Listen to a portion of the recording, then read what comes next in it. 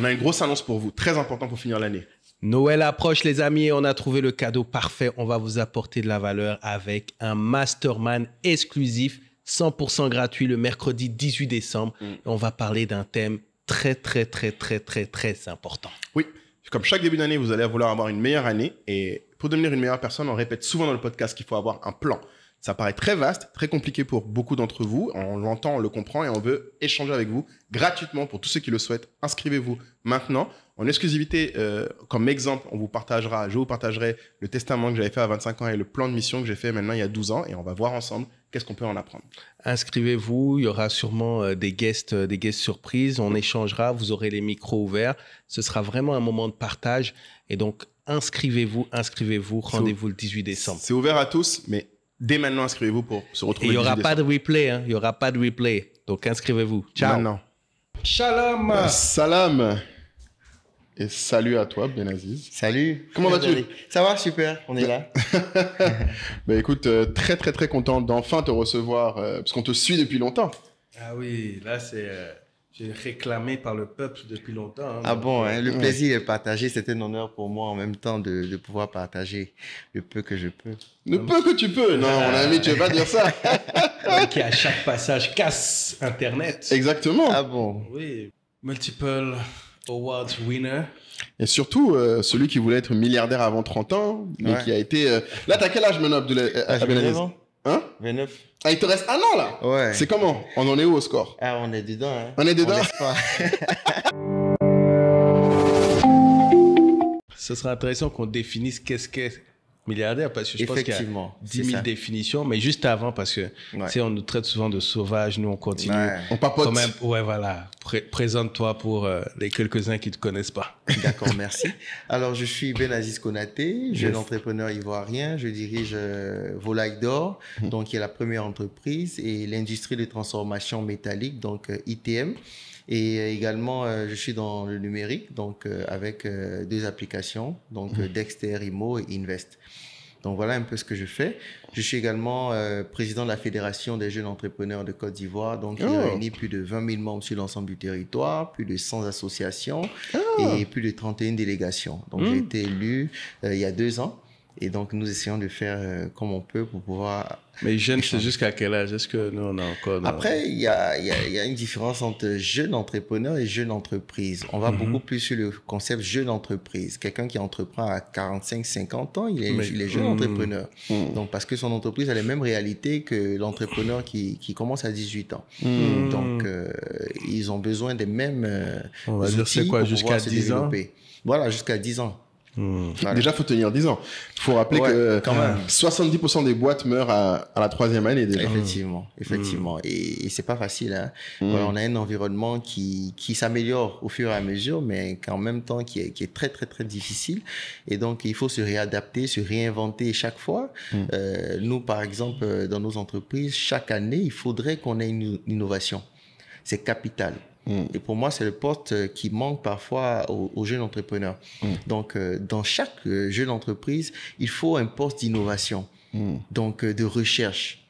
Et généralement, c'est le porteur de projet qui est censé le faire au départ, parce qu'il n'a pas forcément les moyens de pouvoir embaucher des personnes pour faire de la recherche, etc. et tout. Mais chaque année, on doit se réinventer, parce que le monde, la Terre, elle n'arrête pas de tourner. Hein. Dès qu'on s'arrête, on est en zone de confort, mais on est en train de reculer. Très vrai. Bon, là, je te laisse désactiver l'humilité. Ah oui, parce que bon, toi, là, tu nous as fait une présentation très générique, mais tu es notoirement connu, je pense. Bon, déjà, je crois que c'est ce qui t'a fait le plus connaître au départ, c'était ta première interview là sur Canal+, je pense. Ouais. C'est ça qui t'a porté aux yeux du public la première fois, où on a découvert un jeune entrepreneur. À l'époque, tu faisais combien de CA? Je pense que Volaille d'Or, à l'époque, tu avais déjà des boutiques, tu avais déjà des employés. Ouais. Tu avais quel âge à cette première interview?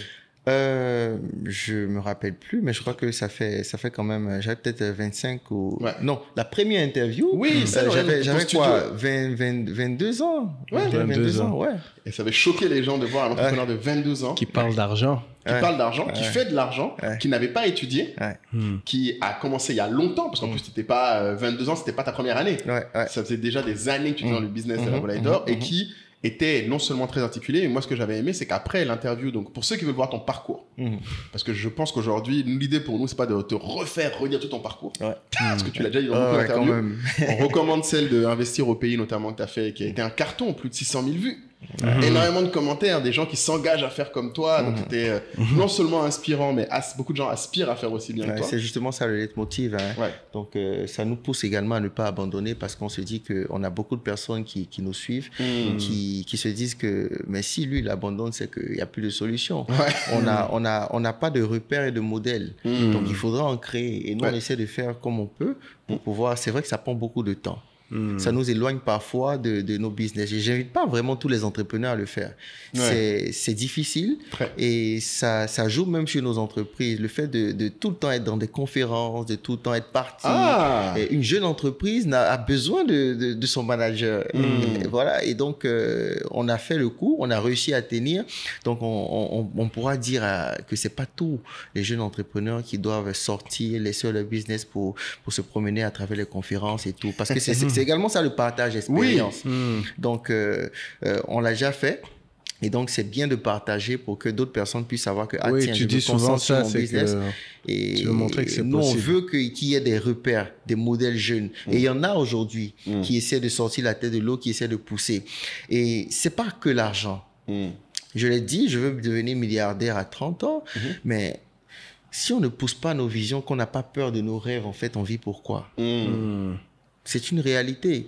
Combien de jeunes Africains peuvent le dire fièrement que je veux devenir milliardaire? Ouais. Je crois en cela. C'est pas le milliard pour l'argent. Non. Être milliardaire, c'est d'abord devenir le milliardaire dans sa personnalité. En se formant, en s'informant. Le milliard, en fait, c'est l'état d'esprit.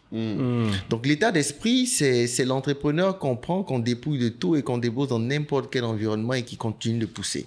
Qui continue à créer. Ouais, qui continue à créer. C'est ça. D'abord être milliardaire. Ensuite, les chiffres, ça ne fait que suivre. Ça ne fera que suivre. Par exemple, il y a quelques années, j'étais assis avec Volaille d'Or et je me suis dit, tiens, tu t'es donné un objectif dans un temps. C'est une façon pour nous de nous motiver.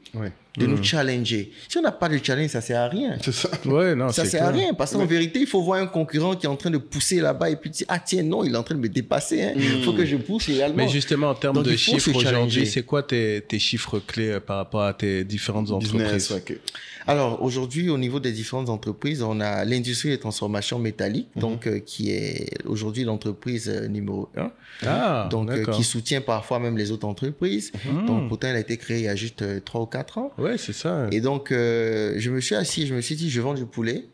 J'ai une croissance normale, mais je ne peux pas être milliardaire dans le temps. Quand tu regardes la vitesse de croissance. Je ne peux pas être milliardaire dans le temps si je n'ai pas fait de levée de fonds, etc. et tout. Et donc, il faudrait que j'entre dans un autre domaine où je peux avoir des produits ou services que je peux vendre à 10 millions, 20 millions, 100 millions, 50 millions, 300 millions. Donc, j'entre dans l'immobilier avec la construction métallique. Aujourd'hui, on a une industrie de transformation métallique. On fait de la découpe laser, des portes préfabriquées localement. On construit même des maisons. Donc, des maisons en structure métallique, démontables, déplaçables à 80%, des villas de luxe qui sont 20% moins chères que la construction normale. On n'utilise pas de bois, on construit une maison. On peut construire une maison en un mois. Donc, c'est l'entreprise qui a fait le boom. Et du coup, une maison, par exemple, par an, vous en vendez combien? Alors, on en vend plusieurs. On fait beaucoup plus de bureaux. Ouais. Donc, de bureaux. Les maisons, on vient à peine de démarrer. Je crois que l'année passée, on en a fait autour de 7.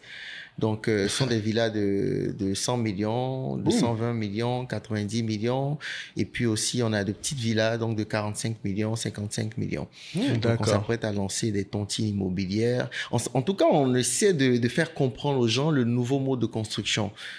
Après, la vision, c'est quoi? Construire des villes africaines du futur.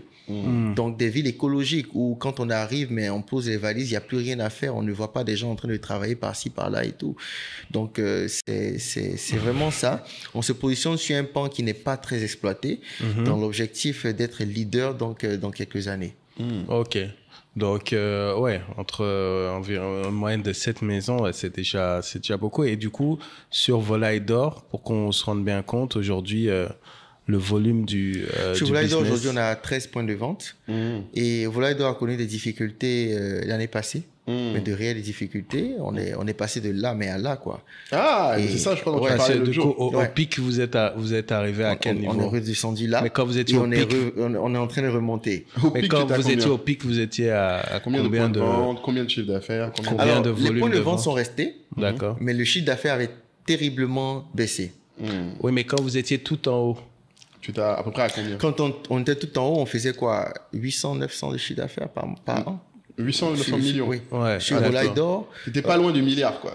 ouais, pas loin du milliard. Mais avec ITM, dès la deuxième année, on a dépassé le milliard en chiffre d'affaires. Ah, Mazel tov. Alors Mais après, que c'est pas le même domaine. Exactement, Donc, oui, vous c'est voyez pas que, les mêmes, Sur, oui. sur ITM, vous avez une entreprise qui vous dit, OK, venez construire des bureaux, venez construire ici. Tel client qui dit, je veux construire une maison. Après, on a les opérations immobilières qui sont disponibles. Donc, aujourd'hui, à Bingerville, à Jacquesville et tout, sur ITM que nous avons fait. Donc, ce sont des maisons à 90, 110, 120. Donc, que nous avons fait nous-mêmes. Donc, qui existent.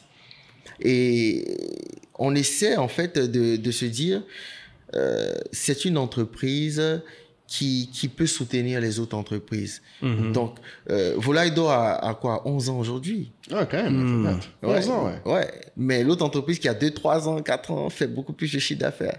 Donc, les entreprises se soutiennent. Se soutiennent. Ce qui est important, c'est de ne pas abandonner. Donc, Donc il y a une holding au-dessus. Exactement. Elles appartiennent Donc, toutes au IBAC même groupe. Holding. Ok. Donc, elles appartiennent toutes. Donc, on essaie de pousser comme on peut. Après, quand on est jeune entrepreneur, on fait souvent également des erreurs. Donc, tout le monde fait des erreurs. Il ne faut pas avoir peur de dire que j'ai fait des erreurs, j'ai tapé poteau. Voilà. Et puis après, se relever, se réinventer. Voilà. Moi, avec Volaille d'Or, j'étais tranquille l'année passée. Ouais. Mais c'est une entreprise qui avait un personnel qui était là pour parfois depuis 5 ans, 6 ans, 7 ans. Donc, je faisais confiance. Il y avait le process de gestion et tout ça. Mais j'ai décidé de voyager, prendre des vacances. Une entreprise a été créée dans l'entreprise. Comment Quoi? ça? Ouais. Alors, ils se sont tous associés.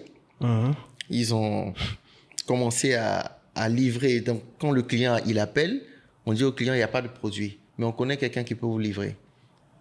Et c'est eux-mêmes, en fait. Et en fait, c'est très difficile quand la concurrence est là en interne. Parce qu'on on te refait le même produit et on casse le prix. Mais ils prenaient ta matière première? Non, quand même pas. Un peu quand même, parce que mes coûts de production avaient augmenté. Donc, même mes coûts d'emballage, etc., et tout, que je ne comprenais pas. Donc, le cabinet qui gérait la comptabilité me dit, ah tiens, il y a un problème. J'ai dit, mais si, il y a un problème, il y a un sérieux problème. Alors, j'ai dû aller m'asseoir donc à l'entreprise toute la journée, jusqu'à la fermeture. Mais pour toute une journée, tu t'es assis. Oh oui. Ça faisait longtemps que j'avais fait ça. Je faisais des passages. Je faisais des contrôles sur papier, sur l'ordinateur, etc. et tout. Mais t'as pas sonné la tirette d'alarme, tu as observé juste toi-même. Non, j'ai juste observé. Ok. Après tes 3 mois de voyage, du coup. Oh oui. Ah, t'as voyagé 3 mois. Ouais, quand j'ai même. voyagé Ah, 3 oui. mois t'as quand pas- même. J'ai c'est fait au bout de plein ça de que voyages successifs. Et donc, je faisais confiance à mon équipe parce que ça marchait bien. J'avais même plus besoin de faire quoi que ce soit. Ça tournait normalement. Donc, je me suis dit, OK, c'est bon, je passe à autre chose. Et bam. Donc tu viens, tu t'assois, qu'est-ce qui se passe après? Ah, j'observe et je me rends compte que c'est un désastre total. Il y a des bon problèmes de stock, les gens volent du stock, ils rentrent avec à la maison. Je me rends compte que les clients, j'appelle les clients, mais pourquoi est-ce que vous ne commandez plus? Ils me disent, mais si, on commande chez toi. La semaine passée, on a commandé. J'ai dit, non, c'est pas possible. Ça fait 3 mois dans mes chiffres que vous n'avez pas commandé. Ils disent, non, c'est pas possible. J'ai dit, je peux voir les produits. Effectivement, je regarde.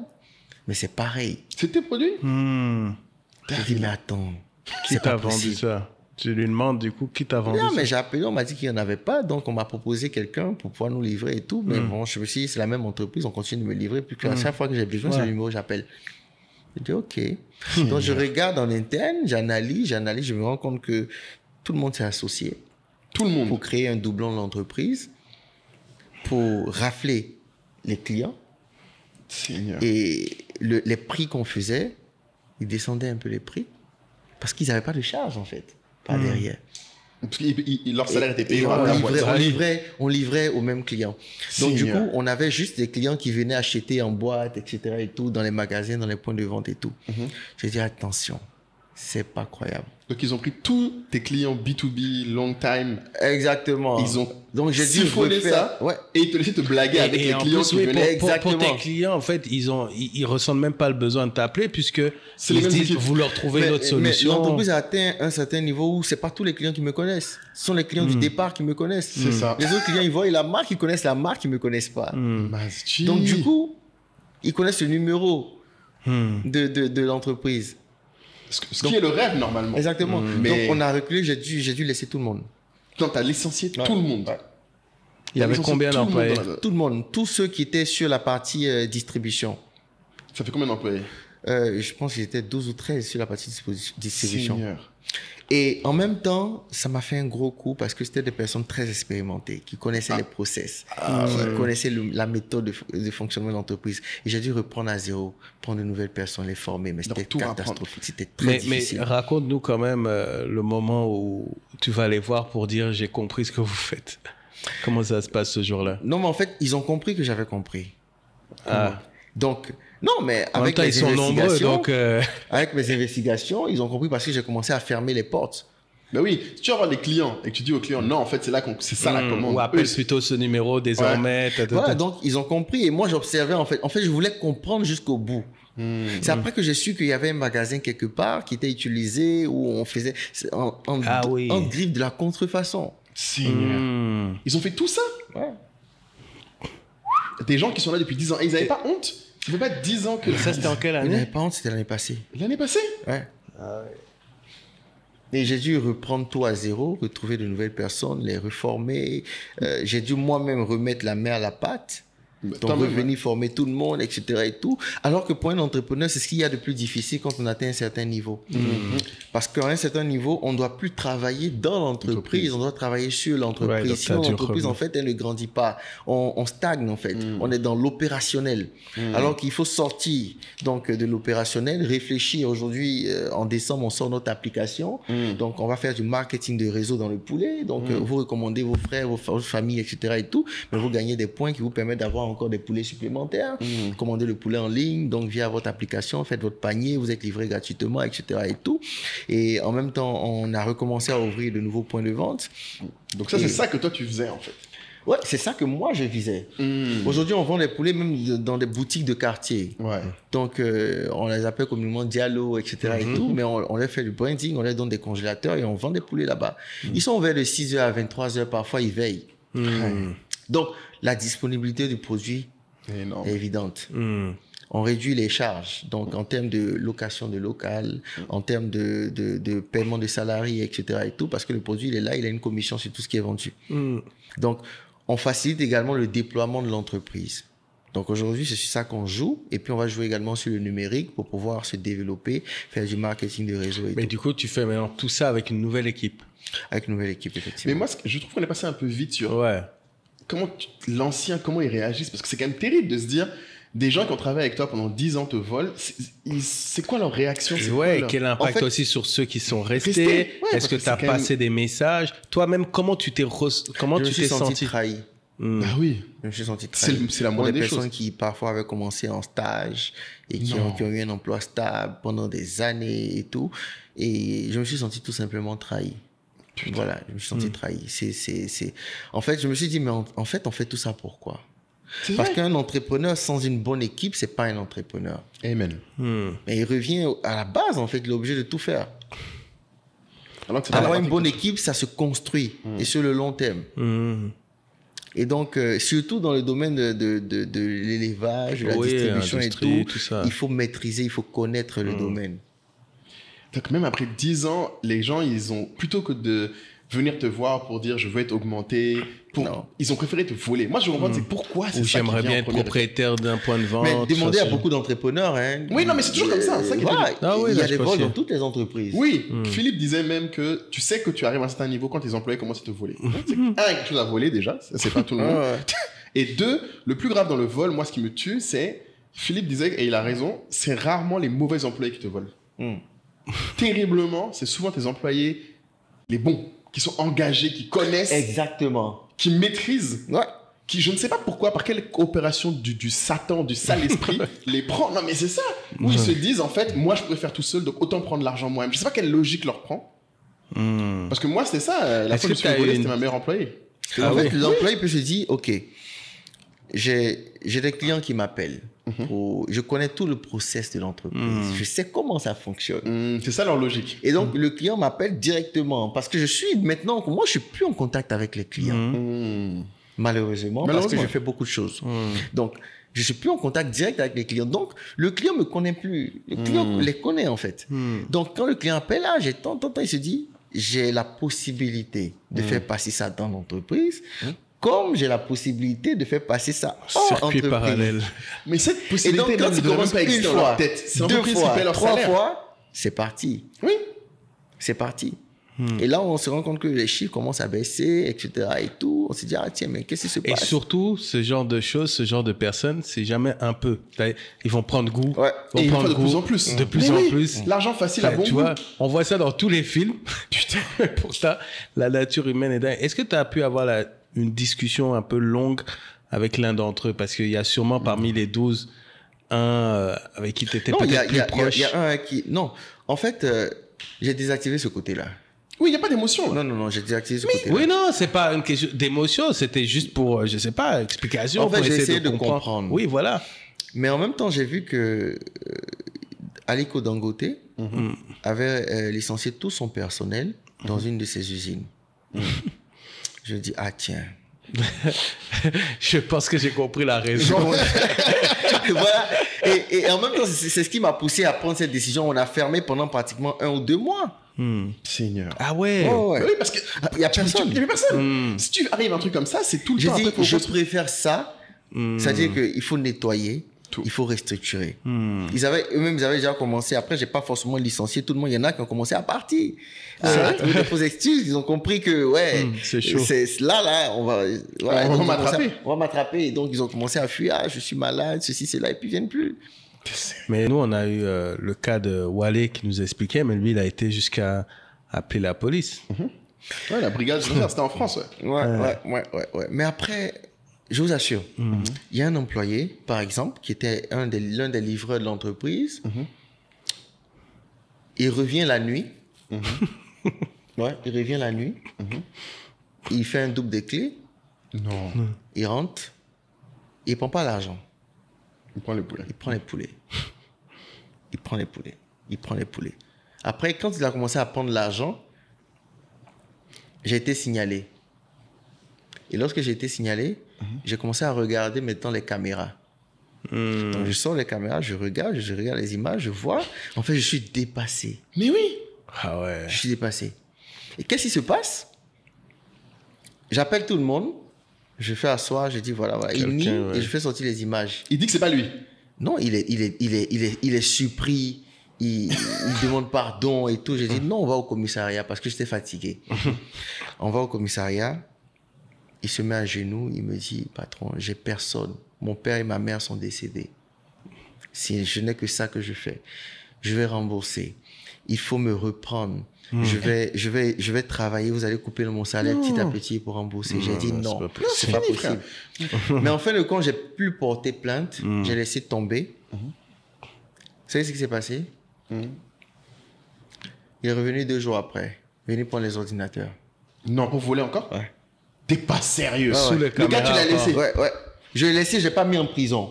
Non, il faut les mettre en prison. Les voleurs, faut pas les laisser. Non, c'est pas possible. Et j'ai pas eu la présence d'esprit de changer toutes les serrures. Putain. Donc je me suis dit on allait le faire. Il est revenu 2 jours après. Encore. Ouais. Alors qu'il t'a fait supplier. Cette fois-ci, on avait pris plutôt des dispositions pour ne pas qu'il puisse voler de l'argent, les poulets, etc. Tout ça, mais il a trouvé autre chose. Donc quand il est rentré, il n'a pas pu faire ça. Donc ce qu'il avait devant lui, c'était les ordinateurs. Il a pris. Et il a disparu. Ouais. Et on a regardé la vidéo, encore on l'a vu. Mais cette fois, il a disparu. Non, il a disparu, mais après, on l'a trouvé. J'ai fait un post. Ah, t'as fait un post. Là, j'ai fait un post carrément. Mais oui, il faut qu'on le trouve, ce gaillard-là. Et on m'a appelé à l'intérieur du pays pour dire qu'il avait été arrêté à l'intérieur du pays. Et qu'il avait été arrêté parce qu'il y avait une enquête même sur lui pour braquage. Non, c'était un voleur. En fait. Donc, c'était un voleur. Mais faut les voir. Oui, quand ils te supplient. Ils sont parfaits. Ça dit que oui, voilà, etc. et tout. C'est vrai, personne n'est parfait. Mais en même temps, un entrepreneur, il se tue pour pouvoir... Avoir des bons gens. Avoir de bonnes personnes. Il se tue pour pouvoir répondre à ses obligations. Je vous assure que parfois, là, entre le 25 et puis le 5 ou le 10, là, l'entrepreneur, il est assis et puis il regarde ses planifications. Il ne sait même pas comment il va faire pour couvrir ses charges. Bien sûr. Mais comme Dieu il est fort, le 5, il a fini de payer tout le monde. Le 10, il a fini de payer tout le monde. Puis il dit, ah tiens, comment j'ai fait? Lui-même, il ne sait pas. Et ça arrive beaucoup dans des petites entreprises. Dans des entreprises qui ont atteint peut-être un certain stade, elles n'ont pas ce problème-là parce qu'il y a une planification qui est déjà faite, voilà, c'est déjà anticipé, il n'y a pas de problème. Mais dans des petites entreprises, ça arrive beaucoup parce qu'on est constamment dans le réinvestissement. Constamment, on était au salon de l'investissement il y a peu, mais aujourd'hui, un entrepreneur, il peut pas épargner. C'est difficile. C'est très difficile. Parce que l'épargne, en fait, on épargne pour investir. Mais généralement, on épargne pendant peut-être 2 ans, 3 ans, 5 ans pour investir. Mais l'entrepreneur, il a son investissement qui est imminent. Donc, son épargne est automatiquement investie. Mais le gars, il a besoin d'1 milliard, de 2 milliards pour pouvoir développer son business. Il est en train de construire, par exemple, son usine. Bon, là, il a 20 millions. Qu'il garde? Pour investir, Non, il commence. Il est dedans, donc il ne va pas garder cet argent-là. Il commence en même temps. Donc toi, tu avais commencé à investir. Voilà. Celui qui peut épargner aisément, c'est peut-être un salarié, donc il épargne peut-être pour sa retraite, pour acheter une maison, pour des projets, etc. Mais l'entrepreneur, il a ces projets-là qui sont imminents. Donc c'est que moi je fais, j'ai un fonds de sécurité. Donc ça peut être 5, 10, 15, 20 millions que vous avez et que vous oubliez. Ça n'existe pas en fait. Ouais, tu les bloques quelque ça part. c'est l'urgence extrême. Ensuite, tout ce qui rentre, ça sort automatiquement. Parce qu'on a plein de projets, on doit travailler, on doit avancer, on peut pas garder de l'argent, sachant qu'on veut avancer. Donc c'est bizarre de garder son argent et puis de dire je veux l'argent des autres pour pouvoir travailler. Non, on investit ce qu'on a d'abord et puis ensuite on continue de chercher. Voilà un peu ce que moi je fais en tout cas. Voilà. Jusqu'à ce qu'on atteigne peut-être un certain stade où l'argent est beaucoup et puis bon voilà. Mais si j'ai 50 millions de bénéfices, j'achète un terrain, je commence à construire une maison que je pourrais vendre après. Logique, ouais. Voilà. Je garde pas l'argent. Mais c'est intéressant ce que tu dis là parce que du coup, tu es passé du vol à directement continuer à réinvestir sur la boîte. Tu t'es pas dit... T'as pas coupé l'envie complètement de faire la boîte? Parce que mais moi, des moments où, franchement, c'est peut-être la seule chose que me faire des fois avoir envie d'arrêter. C'est quand il y a des trahison de tes employés ou même quand tes bons employés, par exemple, partent. C'est l'un des seuls moments où moi, je me dis, putain. Après, moi, j'ai une chance. C'est que j'ai commencé toutes mes entreprises moi-même. Tout seul, ouais. Et au plus bas. Donc, je connais le process. Toi-même, bien sûr, oui, c'est sûr, comme nous tous. Ouais. Voilà. Donc, en connaissant ce process-là, on se dit, on a également une vision. L'entrepreneur, à un certain moment donné, là, c'est plus une question d'argent. Parce qu'à un certain moment donné, on répond à tous nos besoins, quoi. Voilà. On peut manger dans n'importe quel restaurant. On se déplace plus à pied. On a peut-être une maison, une petite maison où on se débrouille et tout. Donc, du coup, on a répondu à tous les besoins. Donc, c'est à nous de décider soit on reste dans cette zone de confort ou on sort de cette zone de confort. Donc, l'entrepreneur, en réalité, il vit pour ses rêves, pour sa vision. Il est beaucoup plus content donc, de voir ses rêves se réaliser. Les finances, là, c'est une conséquence. Mais il est content de voir des personnes utiliser son produit ou son service. Donc, tant qu'il doit travailler pour pouvoir voir des personnes utiliser son produit ou son service, même quand il perd, beaucoup d'entrepreneurs, beaucoup d'entreprises investissent à perte. Pendant des années. Parce qu'il doit y avoir de l'impact, ils veulent faire quelque chose. Mais peut-être 5 ans après, cette entreprise fait un carton. Et c'est maintenant qu'elle commence à gagner de l'argent. Mais il a fallu tenir 5 ans à continuer d'investir, à prendre de l'argent ailleurs pour continuer de mettre de l'argent dans l'entreprise, de perdre de l'argent.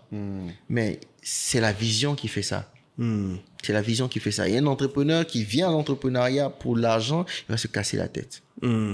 Parce qu'il faut accepter de perdre pour gagner.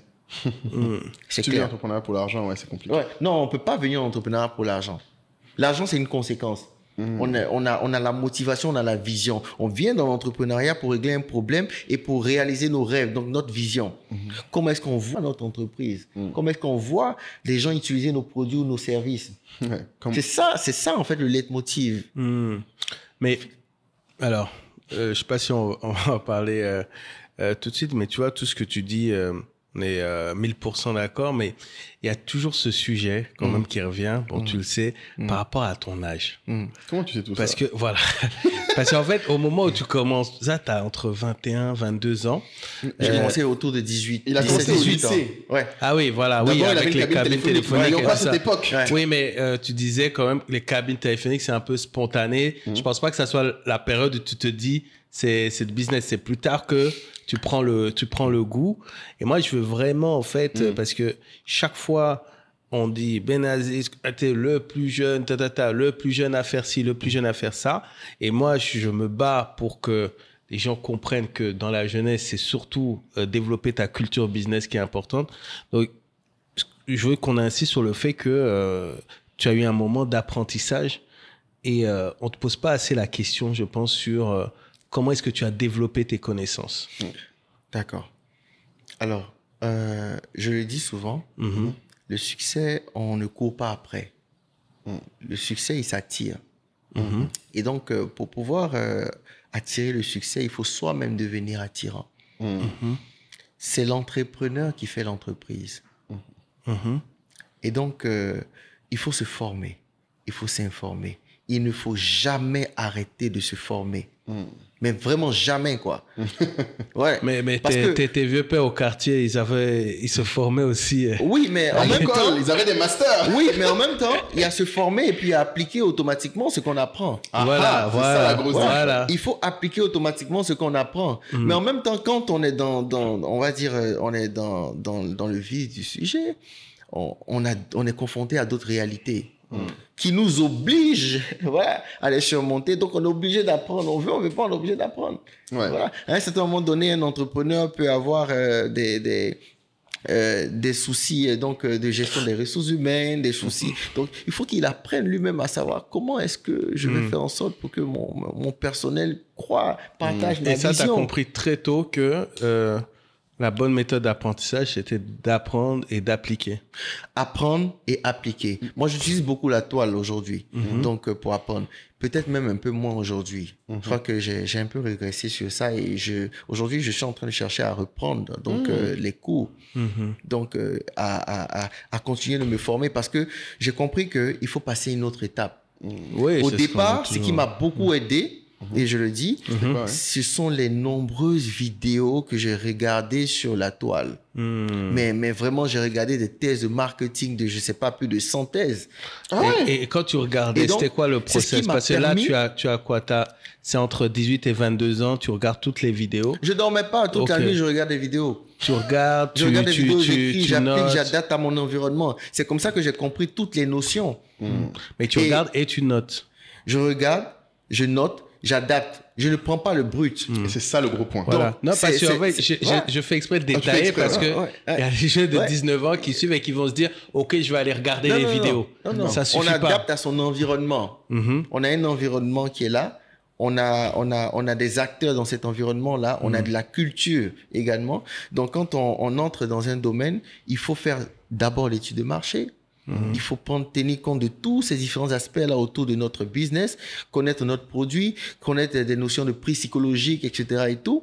Et puis, se lancer. Donc, on ne se lance pas comme ça. Non, c'est dangereux. Bon, aujourd'hui, beaucoup de gens perdent de l'argent en faisant du suivisme. Combien de personnes ont eu 5 millions, 10 millions, ils sont allés tout investir dans un salon de coiffure avec tout ce qui est bling bling autour. Donc, etc. et tout. Le salon de la voisine, ça marche. Hein. Mais il faut leur demander s'ils ont pris le temps de contacter, de rentrer en contact avec minimum 100 personnes dans leur zone pour savoir le besoin réel. Où est-ce qu'ils ont l'habitude de le faire? Combien est-ce qu'ils le font? Ils ne le font pas. J'ai l'argent, je trouve un point de vente, tac. Et puis, le magasin, il est bien placé. Je finis de tout faire et je finis de dépenser tout mon argent et je me rends compte que, tiens. Ça marche pas. Ça marche pas. Je vois Benaziz faire le poulet, donc je vais faire des fermes. Je vais investir dans un bâtiment. J'achète un terrain, je construis, mais j'immobilise beaucoup d'argent. Est-ce que vous savez que le poulet, là, c'est 200 francs, 300 francs de bénéfices par poulet? On parle souvent de la tribu Telegram et souvent, les gens nous entendent parler de personnes, de ce qui se passe dedans. Mais si vous vous demandez qu'est-ce qui se passe vraiment dans ce groupe et qu'est-ce qu'on a pour ces 150 € par an, en fait, on a un petit résumé hebdomadaire maintenant fait par notre super team Gazette SOA que je vous laisse écouter.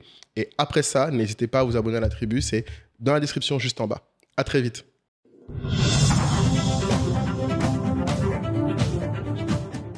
Tribe, vous avez raté cet été, ne vous inquiétez pas, on vous réserve un numéro spécial rentrée. Comme d'habitude, vous retrouverez un récap des épisodes du podcast, tous les épisodes du mois d'août. Vous retrouverez également des sujets de discussion, éducation, banque privée, préavis, démission et même l'art de la rupture. Vous retrouverez une avalanche de sujets Congossa Business à ne pas louper parce que ça ne manque jamais. Aussi la tribu qui n'est jamais avare de partage, de tips et même d'offres d'emploi a partagé énormément d'infos cet été.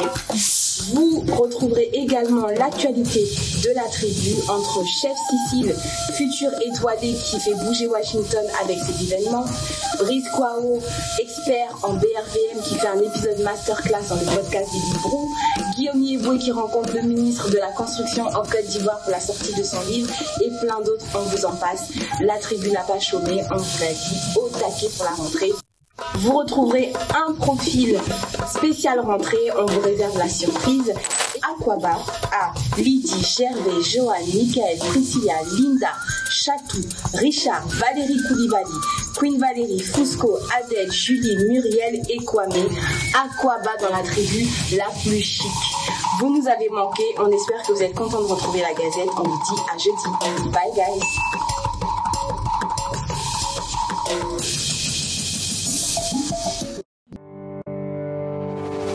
Est-ce que vous savez que le poulet, là, c'est 200 francs, 300 francs de bénéfices par poulet? Il faut vendre par milliers. Et quand il arrive à la fin, il se dit, tiens, mais je veux vendre, il n'y a pas de marché. Il a fini de faire tout le processus. Les poulets sont prêts à être vendus et il n'y a pas de clients. Et les poulets, ils bouffent, ils mangent chaque jour. Donc, c'est le bénéfice, il part comme ça. Chaque jour que tu les tues pas, il y a combien de fermes abandonnées pour ça? Arrêtons de faire des petits investissements partout. Arrêtons. Faut arrêter ça. Moi, je pense qu'on doit commencer à voir les choses en grand. Voir en grand et commencer petit, parce que toi, tu as très souvent, je pense, je sais pas si c'était pareil pour tout ce qui est métallurgie, mais je sais que dans ton activité poulet, même si tu avais une vision très grande, dès le départ, en fait, même avec tes petits 50 000, tu t'es dit, je commence. Je commence. Tu n'as pas attendu d'immobiliser. L'industrie de transformation métallique, par exemple, j'ai commencé avec 100 000 francs. Waouh. Ah ouais? Ouais. Ok.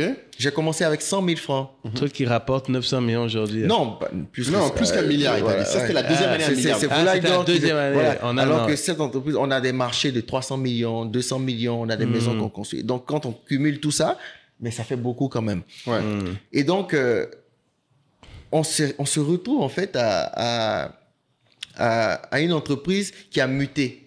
On a commencé pendant la pandémie à Covid-19, donc en 2019-2020, on a commencé à faire des poubelles intelligentes, donc avec des panneaux dessus et tout ça. J'ai eu 0 client. Ah, t'as essayé ça aussi? Ah ouais. T'as essayé beaucoup de trucs en fait. Donc, c'est par ça que ITM a commencé l'industrie. On a fabriqué donc des poubelles et lorsqu'on a posé les poubelles, on s'est dit, attends, on va faire des poubelles de ville. Donc, on va faire des poubelles modernes et tout ça. On a commencé à poser un peu, contacter les mairies et tout. 0 client. J'ai dit, tiens, c'est chaud là. Donc, tu as vu, ça ne marchait pas cette affaire. Mais tu n'as pas risqué beaucoup d'argent. Tu as commencé plus. Non, j'ai j'ai fait juste la première poubelle avec 100 000 francs. Et tu allais voir pour vendre ça déjà. Voilà, je suis allé voir pour vendre et j'ai fait tous les dossiers et tout. Je vois 0. J'ai dit, bon, ok, d'accord. On va aller sur un autre pan. Je fais des recherches et je vois qu'il y a la découpe laser. Donc, où on peut faire les zabs dans le métal et tout ça et tout, avec la découpe laser. Ah, tiens, ça, c'est intéressant. Donc, je commence à faire de la communication dessus. Je tire de bons modèles et je communique dessus. J'utilise les réseaux sociaux. Tac, je commence à avoir des clients. Mon premier client, c'était un marché de 6 millions sur une villa. Sur les 6 millions, j'ai fait quoi? 100% de marge. Donc, autour de 3 millions. Ah oui. Donc là, et c'est cet argent-là que j'utilise pour commencer à acheter de mes machines. Entre-temps, en créant l'entreprise, je m'entoure de 10 ferronniers experts qui ont 10 ans, 15 ans d'expérience. Et je leur dis, écoutez, on va aller sur des chantiers. Moi, je crée l'entreprise. Je veux que vous m'accompagniez. C'est vous qui maîtrisez. Moi, je vais juste m'axer sur... Sur quel format? Alors, sous le format contractuel, pas sur le format salarié. Ouais. Ce sont des personnes qui avaient déjà leur atelier. Donc, moi, j'ai pas eu besoin d'investir dans un atelier. J'ai pas eu besoin d'acheter des machines. Eux, ils avaient déjà l'expérience. Et quand je les ai pris, on a parlé. On a dit, OK, on lance. Et moi, je me suis juste axé sur le marketing et répondre aux besoins, en fait. J'ai dit, écoutez, il y a beaucoup de petits ferronniers qui existent un peu partout. Non, moi, je veux qu'on ait une industrie qui va faire les choses de façon moderne et jouer sur les finitions. J'ai pris des peintres. J'ai dit, est-ce que vous pouvez travailler sur le fer pour les finitions, etc., le mastic et tout. Ils m'ont dit oui. Donc, on attendait juste le premier marché. Quand on a eu le premier marché, tous ces acteurs-là se sont retrouvés. Moi, j'étais là, j'observais, je les accompagnais. Où est-ce qu'on achète le fer? Et j'apprenais. Aujourd'hui, j'ai compris. C'est-à-dire que maintenant, quand on doit faire un devis, c'est moi-même je fais le devis. Je sais quel fer utiliser. Tu vois, ça, c'est super Donc, intéressant. J'ai appris. Et c'est le bénéfice que je gagnais, que je prenais. Eux-mêmes m'accompagnaient pour me dire, voilà telle machine qu'il faut acheter, voilà telle machine qu'il faut acheter. Voilà. Et j'achetais les machines au fur et à mesure parce que j'avais anticipé. Et effectivement, quand on a commencé à avoir beaucoup de clients, c'était des chefs d'entreprise aussi entre griffes.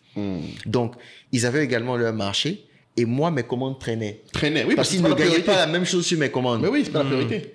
Donc, c'est en ce moment que je prends un et je lui dis, écoute, viens.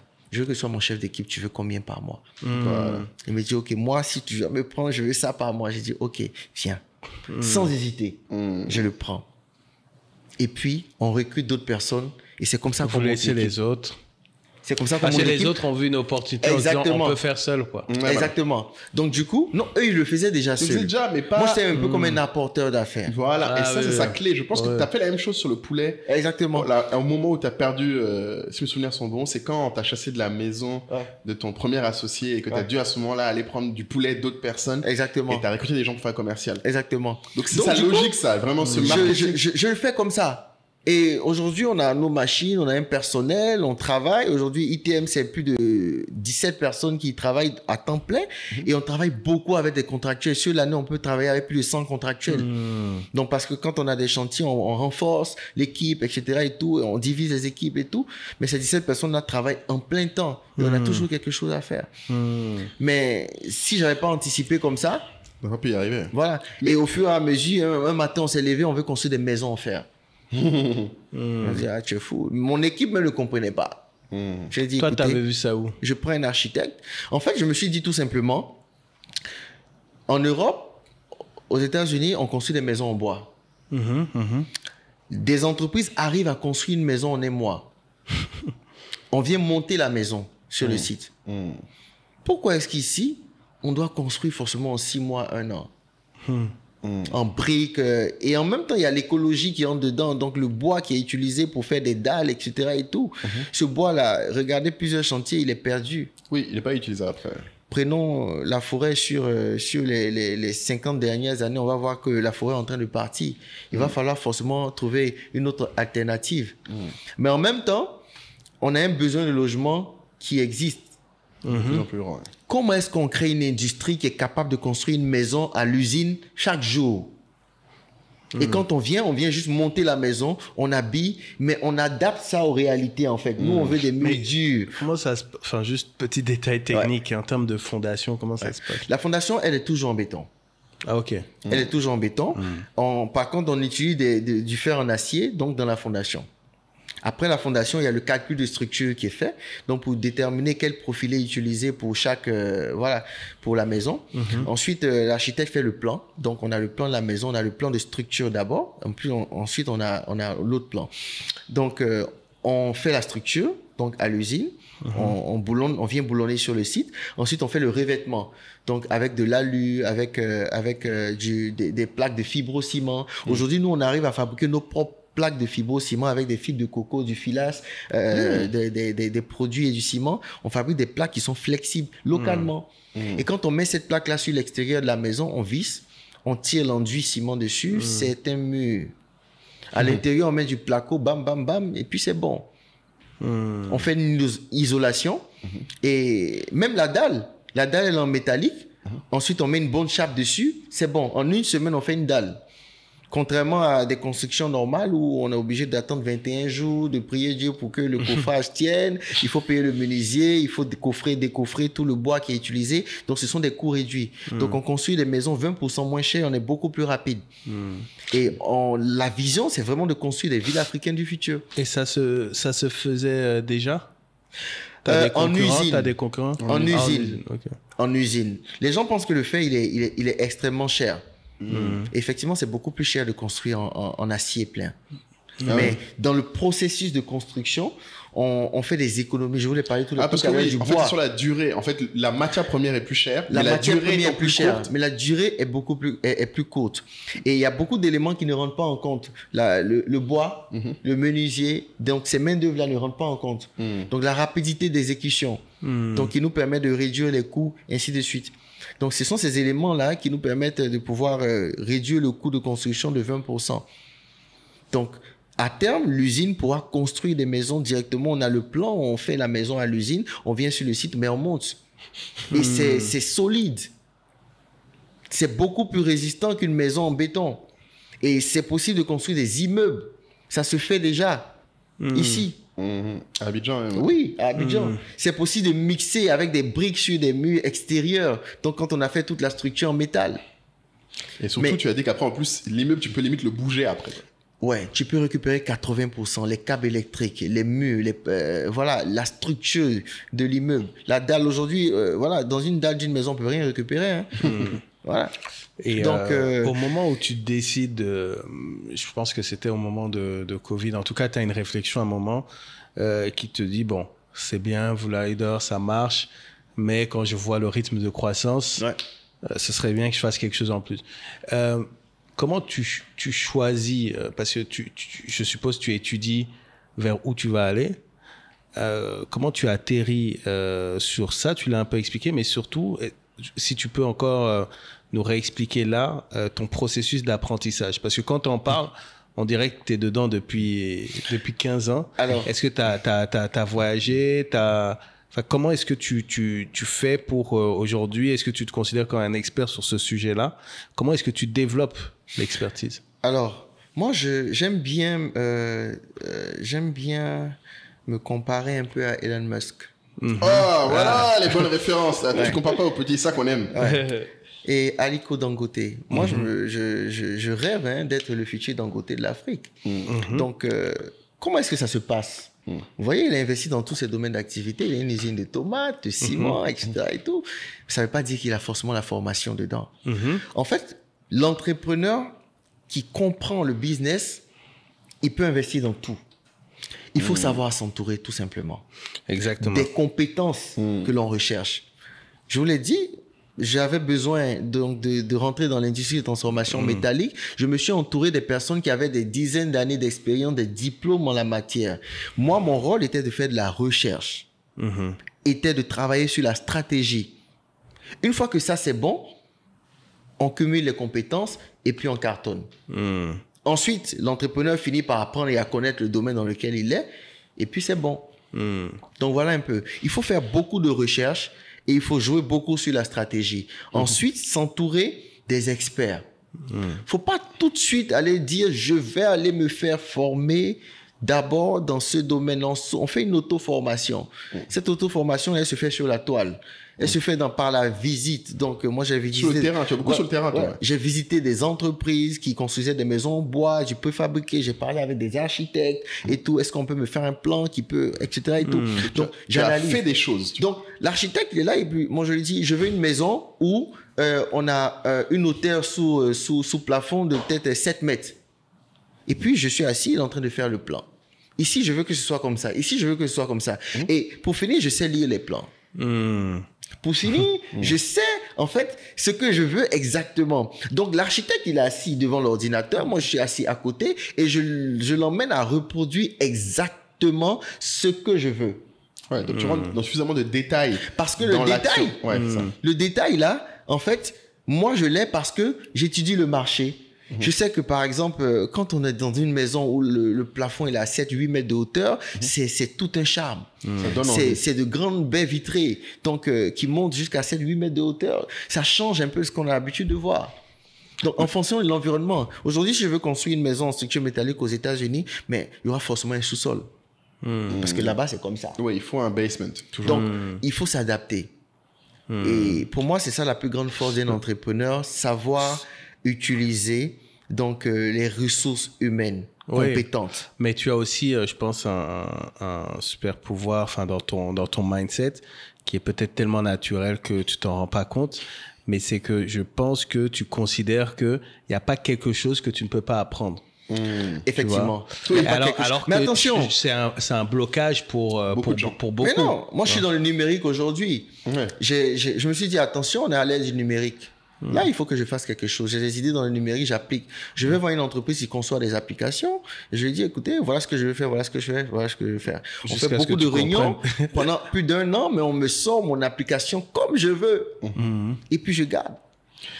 Je réponds à un besoin, ainsi de suite. On va dire que le monsieur, il est dans le numérique, mais j'ai pas étudié le numérique. Je me suis juste entouré des personnes. J'ai étudié un marché et j'ai proposé une solution. Et donc, j'apprends dans ce domaine-là au fur et à mesure. Je lui ai dit, écoutez, moi, je veux que vous fassiez un contrat de gestion. Parce que, voilà, c'est vous qui savez comment on fait. Donc, on fait un contrat de gestion si je dois changer quelque chose. Et moi, je suis là, je suis en fait la tête pensante. Écoutez, je veux que quand la personne clique ici, ça apparaît. Eux, ils font le travail. C'est intéressant parce qu'en fait, je comprends maintenant un truc quand tu disais Kaït, c'est vraiment ton super pouvoir. Et en fait, tu es un parfait exemple parce qu'un truc que je répète depuis, mais maintenant que je t'écoutais parler, je sais maintenant le formuler. C'est qu'en fait, apprendre sans appliquer, ce n'est que prendre. Tu vois, le A là, en fait, le point que les gens oublient dans le apprendre, c'est que les gens consomment, mais Kaï et moi on en parle souvent, les gens consomment de l'information, mais ne font rien avec. Exactement. Et ce qui te distingue, toi, quand je t'écoute parler, c'est qu'en fait, ton temps entre j'ai une information et je la teste sur le marché est extrêmement court. En fait, c'est ça que depuis tout à l'heure, automatiquement. En fait, lui, il n'est pas dans un truc où, et je pense c'est ce qui est beau, c'est que comme tu n'as pas fait d'études comme nous, parce qu'en fait, je pense que c'est les études qui formatent les gens à accumuler de l'information et rien faire avec. Vraiment, quand je t'écoute parler... Alors que lui, tu sens que c'est fondamentalement inutile pour lui d'apprendre un truc qu'il n'applique pas. Il n'applique pas. Puis même, c'est pas de l'apprentissage qu'il n'applique pas. En fait, j'ai l'impression, si tu l'écoutes, que l'apprentissage sans action, en fait, ce n'est que du stockage. Et lui, il fait pas ça. De ce que tu entends, et je me rends compte, parce que peut-être que c'est ce qui est génial en parlant avec toi, c'est que nous, on est entouré de gens qui ont étudié. Donc, on a tous été formatés depuis toujours à accumuler de l'information qui nous sert à rien. Surtout dans l'univers francophone. Bah oui, en tout cas, moi, quand je t'écoute, je rencontre pour moi qui suis l'opposé de toi. C'est-à-dire que moi, j'ai vraiment été le bon élève. J'ai fait les grandes universités, j'ai fait nanana. Et en fait, la chose où on se ressemble, c'est que c'est ça qui m'irritait quand j'apprenais. C'est que je voyais pas à quoi ça servait. Je voyais pas à quoi s'appliquer. Et en fait, toi, tu as ce truc dans tous les domaines. Non, c'est clair. En fait, tout est un sujet aussi de contexte. Hein. Oui, c'est ça. Moi, je fais les trucs de corporate finance, et le BFR. Je vois la formule. En fait, aujourd'hui, je la regarde en 4 secondes, comment calculer mon besoin en fonds de roulement. Oui. Je la comprends et je sais que je vais la mémoriser pour tout le temps. Mais pourtant... À l'époque, à la fois, j'ai étudié ça. Mais tu t'en foutais. Ça me dit rien. Il y a beaucoup de choses qu'on a appris, qu'on n'a pas appliquées. On te dit dette. Mais si t'as pas de dette, là quand on te dit créance, tu comprends très bien. Ton argent qui est dehors. Mais parce que tu es dedans en fait. Et pour moi, je pense que chaque entrepreneur doit savoir où se placer. Oui. Doit connaître ses forces. Il y a des personnes qui sont très très très bonnes dans l'opérationnel. Et généralement, pour ces personnes, elles restent dans une entreprise, elles sont très bien formées dans ce domaine-là, et puis elles cartonnent. Nous, on peut pas. Moi, je me lasse vite, par exemple. Ah, toi, t'es pas un gars très opérationnel, tu dirais. Moi, en fait... toi, c'est l'apprentissage, la partie qui m'intéresse. J'ai une idée, j'ai un problème à résoudre, je commence. Je m'entoure des personnes compétentes pour le faire, j'investis, j'ai pas peur de perdre de l'argent, et dès que je commence à gagner de l'argent, je dis, ah tiens, bon, voilà comment ça tourne, hein. J'ai dit, moi, je vais faire autre chose. C'est-à-dire que je suis automatiquement tenté d'aller faire autre chose. Donc, par exemple, moi, il me faut des personnes qui sont dans l'opérationnel. Toi, t'aimes ça. Quand moi, je finis de créer, ils suivent. Tu impulses. Et ils poussent. Et après, moi, je suis là pour la stratégie, pour l'orientation. Pour aller encore plus loin. Pour aller plus loin. Donc, tous les entrepreneurs n'ont pas forcément cela. Il y en a qui ont d'autres compétences que moi, je n'ai pas. Donc, chacun doit savoir ce qu'il sait faire au mieux. Moi, je sais créer, je sais innover, je sais tuer en stratégie. Mais une entreprise à terre comme ça, je vais définir la stratégie, mais je vais tout faire.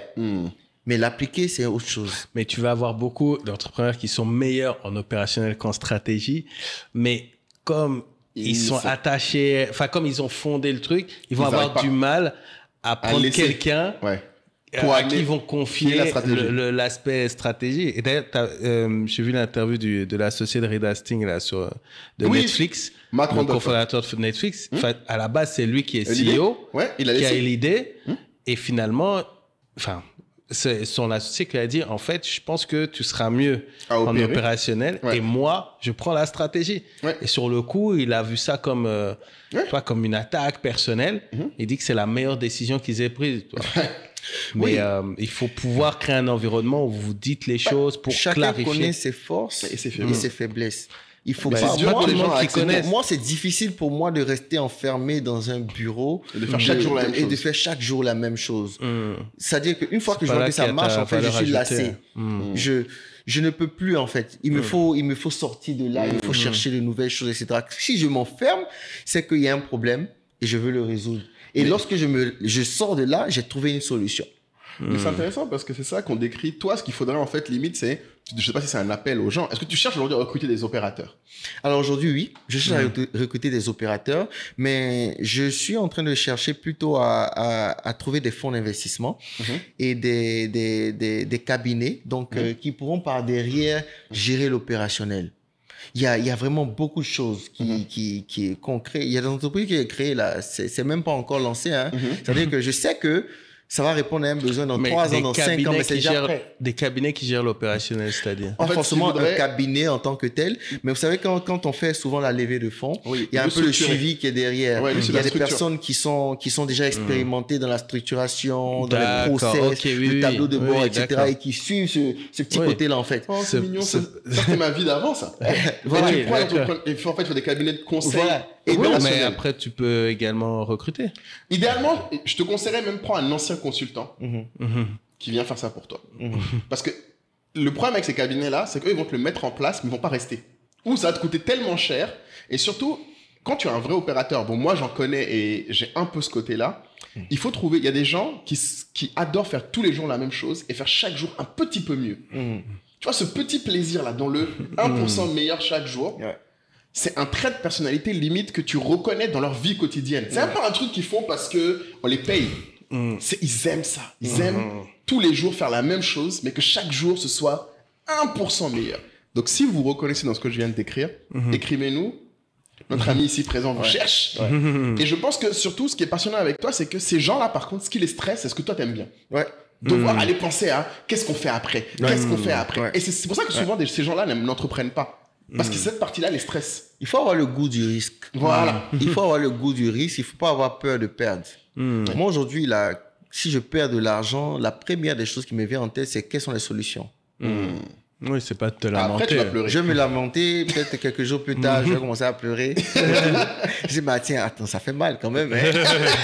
Ça fait très mal. Ça pique quand même. Mais sur le coup, ma réaction, ça serait comme si j'ai rien perdu.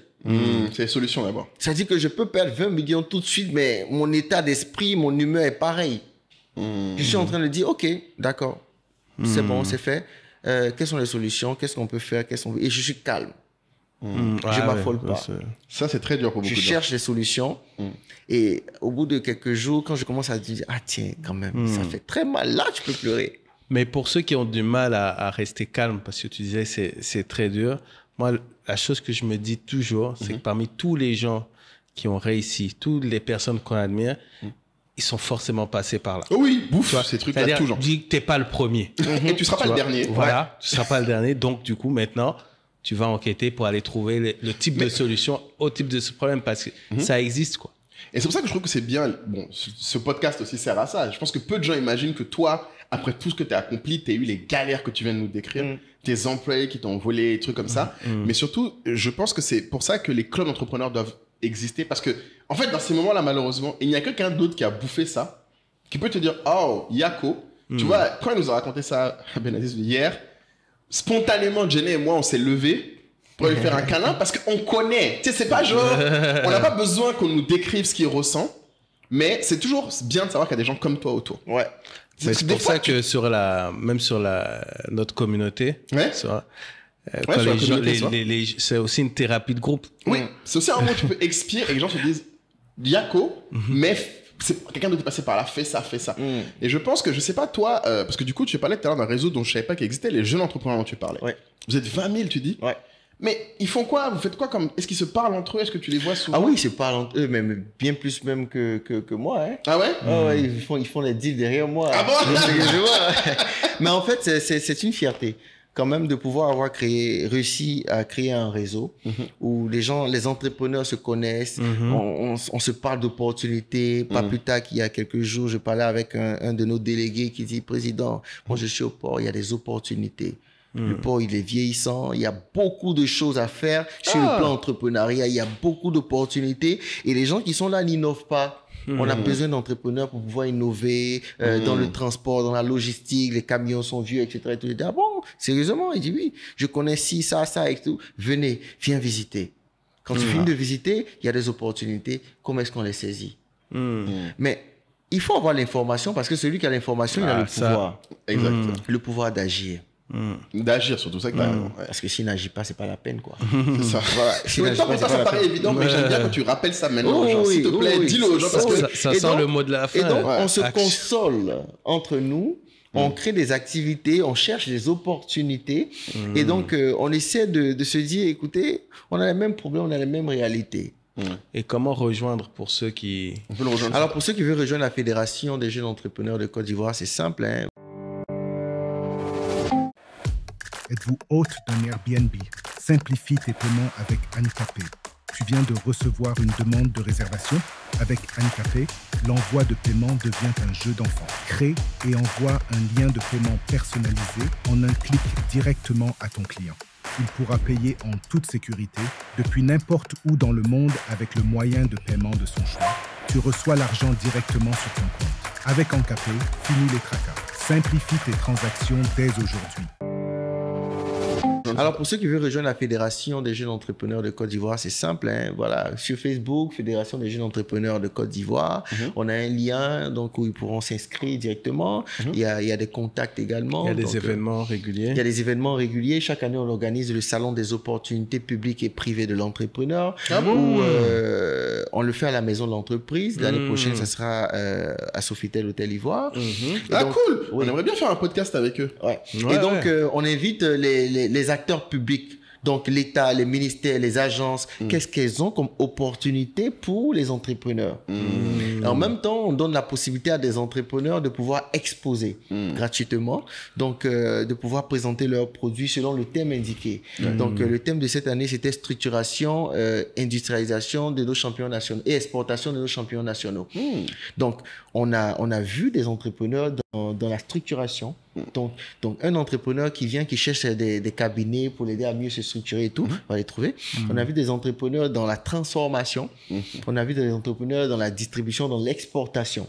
Donc, je veux exporter, je viens voir des entreprises qui exportent déjà, comment est-ce que ça se passe et tout. J'ai Côte d'Ivoire Export, j'ai la Direction Générale du Commerce Extérieur qui est là. On a le contexte LECAF qui existe aujourd'hui. Donc, tout ça, je connaissais même pas. Voilà, donc, qui est la zone de libre-échange économique interafricaine qu'il faut saisir.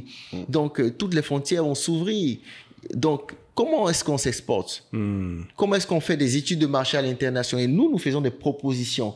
Donc, on dit par exemple au gouvernement, écoutez, on ne peut pas aller à la ZLECAF si on n'a pas fait des études de marché à l'extérieur pour savoir de quoi est-ce que ces pays ont besoin. Pour qu'on puisse donner ces informations à nos entrepreneurs. Ce n'est pas études de marché pour études de marché, mais c'est imaginer, vous arrivez en Côte d'Ivoire pour être dans la distribution et on vous donne tout de suite les contacts de tous les grands distributeurs. On vous donne les contacts de 1000, 2000 personnes qui sont de potentiels consommateurs pour vos produits et on vous donne des chiffres et des statistiques. Vous êtes bien à l'aise pour vous installer. Oui, mais c'est ça. Donc, c'est comme ça qu'on s'exporte. Et donc, il y a ça également, la taille du marché. Nous sommes de petites entreprises, on grandit au fur et à mesure. Mais il faudrait qu'on essaie de trouver la taille de notre marché. il faudrait qu'on essaie de voir au-delà donc de notre marché, donc de notre pays, et savoir que nos produits peuvent être exportés, nous pouvons avoir des représentations ailleurs. Connaître le mécanisme moins cher de pouvoir s'exporter, parce qu'il y a ça aussi. Connaître ce mécanisme d'avoir des représentants, etc. Mais pas s'exporter non plus trop vite. Ouais. Ne pas le faire également trop vite. Il faut gens, déjà avoir une base. Les gens, ils n'ont rien lancé. Voilà, il faut déjà avoir une base locale, donc avant de pouvoir exporter.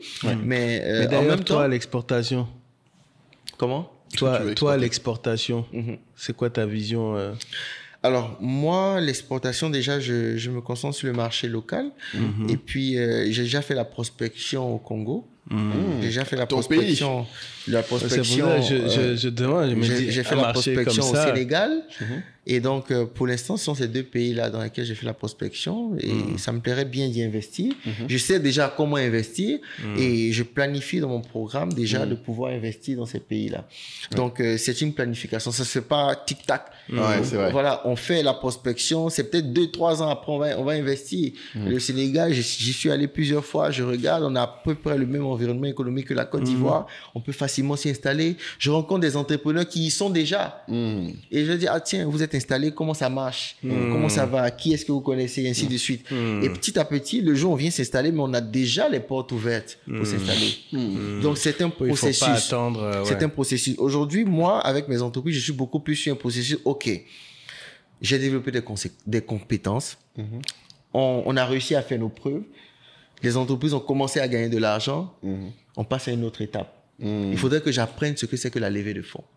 Ah, sérieux? Oui. C'est ton plus gros point. Okay. Aujourd'hui, c'est mon point. Voilà, à l'ordre du jour. Comment est-ce qu'on lève des fonds? Comment est-ce qu'on ouvre le capital? Comment est-ce qu'on pousse pour pouvoir pousser tout ça? Je pense que si tu invites quelqu'un que je connais à Chap Chap Express, il peut te donner quelques... C'est moi le gars invité à Chap Chap Express. C'est mon coin. Parce que oui, c'est vrai qu'il faut se rappeler qu'à la base, oui, c'est le fait d'armes que le peuple me demande tout le temps. Parce que comme moi, j'ai levé 15 millions de dollars maintenant, les gens à chaque fois me demandent comment lever. Et c'est vrai que, bon, moi, je vois très bien comment tu peux lever. En fait, en vrai, comme il dit Kaï, je pense 30 minutes pour toi, ça va être évident de lever. Enfin, c'est pas... En plus, il aime bien les gens qui agissent quand ils apprennent des choses. D'ailleurs, on a même lancé avec Irao, et là, on va réouvrir bientôt un programme levée des fonds pour expliquer aux gens. Mais dans ton cas, en plus, ce qui est intéressant, c'est que tu es au niveau où les gens cherchent des boîtes comme toi, ils en trouvent pas. Ouais. Parce qu'en fait, toi, tu es au niveau où tu as déjà un truc qui marche. Ce qui va juste manquer, effectivement, c'est la structuration. Et ça, on peut en parler, et c'est juste une question de structuration. Il faut structurer, il faut développer. Ouais. Et c'est ce qui tue beaucoup d'idées africaines. Oui, mais c'est la partie dure. Hein. Qu'est-ce qui tue? Moi, je me dis... Le monde de structuration. La structuration, oui, bien sûr. La structuration pour le développement. Vous savez, l'entrepreneur, c'est un peu... Parfois, il y a des entrepreneurs qui sont comme des inventeurs. Prenez le cas de bien sûr. Mais il a inventé une solution qui peut, comme on le dit chez nous, jafoul. Mais vous voulez que cette personne-là aille se former dans comment recruter, la gestion, la comptabilité, c'est pas son métier. etc. C'est pas son métier. Donc, en vérité, il y a beaucoup de succès que nous perdons. Oui. Mais parce qu'à un moment, et surtout le problème, c'est que vraiment tu t'entoures ou tu partages ton entreprise. Normalement, au bout d'un moment, tu dis, moi, j'ai amené jusque-là, de 0 à 1 million, par exemple, d'euros. De 1 million à 10, c'est quelqu'un d'autre. C'est pour ça que beaucoup de fondeurs de start-up ne restent pas, même les Larry Page, les Sergey Brin, ils ont amené Eric Schmidt à un moment. Steve Jobs, il a ramené, bon, ça s'est pas très bien passé du coup, mais il a ramené le gars de Pepsi aussi. Donc en fait, parce qu'à un moment, c'est pas ton métier. Toi, tu sais créer, tu passes à quelqu'un d'autre, tu peux apprendre du coup. Pendant qu'il est là, qu'est-ce que c'est en fait? Parce que lui va te dire, c'est comme ça qu'on fait, c'est comme ça qu'on fait. Et peut-être qu'il partira un jour. Comme Schmidt est parti et maintenant il a relaissé à Larry Page. Mais ça se trouve, tu vas faire toi autre chose. Il faut que les gens apprennent à trouver les vrais entrepreneurs. Des gens qui ont une vision, des gens qui sont créatifs, des gens qui inventent et des gens qui n'abandonnent pas. Ouais. Qui croient véritablement en leur vision et qui sont capables de pouvoir trouver la solution au moment où tout le monde est bloqué. Ouais. Au moment où le fonds d'investissement, tous les cabinets, tous ceux qui sont là pour la structuration sont bloqués. Et puis lui, il s'assoit et dit, bon, écoutez, c'est moi, mon projet, c'est ma vision. Ouais. Je sais ce que j'ai voulu créer. Quand je regarde ça, voici la stratégie que je peux mettre en place, qu'on peut faire ensemble pour pouvoir pousser. Chacun a son rôle, en vérité. Chacun a son rôle. Mais si vous demandez à cette même personne de venir faire un état financier, de venir... Non, mais c'est chiant. En fait, ça le ralentit. Et on ne pourra résoudre le problème que lorsqu'on va se dire, si Facebook avait été créé en Afrique ou en Côte d'Ivoire, Non. est-ce que Facebook serait ce que Facebook est aujourd'hui? Non. Donc, on entre dans la question de problématique de l'environnement. L'entrepreneur, là, il joue un rôle. Il y a l'environnement, il y a tout ce qui accompagne autour. Le macro joue énormément. C'est ce que Mohamed dit à chaque fois. Le macro joue énormément. S'il n'a pas ça, c'est pas la peine. Il va souffrir. Il va véritablement souffrir. Mais c'est ça, il souffre. Il souffre. Pour rien, alors qu'il a une solution qui peut révolutionner peut-être le monde. Mais il souffre. Oui, mais là où tu as raison, c'est que moi, alors j'ai un livre dont j'ai parlé, peut-être que toi t'aimeras beaucoup, qui est pas très connu, qui fait le chemin croisé des startups de la Silicon Valley. Parce qu'il faut savoir que Uber, Airbnb, tout ça, non seulement, et Amazon, non seulement ils ont été créés, alors Uber et Airbnb dans la même année, mais en fait tous ces gars-là investissent les uns chez les autres. Jeff Bezos est investisseur d'Uber, de Airbnb, le gars d'Airbnb est investisseur d'Uber. En fait, ils sont tous dans un même cercle où en fait les problèmes que les uns résoudent, les compétences des autres les aident à passer au niveau supérieur. Mais c'est comme ça. Parce qu'en fait la réalité c'est que tu peux pas tout résoudre toi-même, et c'est ce qui fait que souvent aux États-Unis les gars font des boîtes énormes. Zuckerberg, les gens le voient comme un génie, mais si tu lui demandes, il te dit qu'en fait ah non mais moi j'ai demandé à Jeff Bezos ça, j'ai demandé à telle personne ça. En fait chaque truc en fait il a su, et après tout le monde, Zuckerberg n'aurait jamais pu développer, c'est pas compliqué. Il a créé Facebook, mais ce qui a fait que Facebook est devenu Facebook Ads, c'est pas lui, c'est Sheryl Sandberg. Qui est sa COO.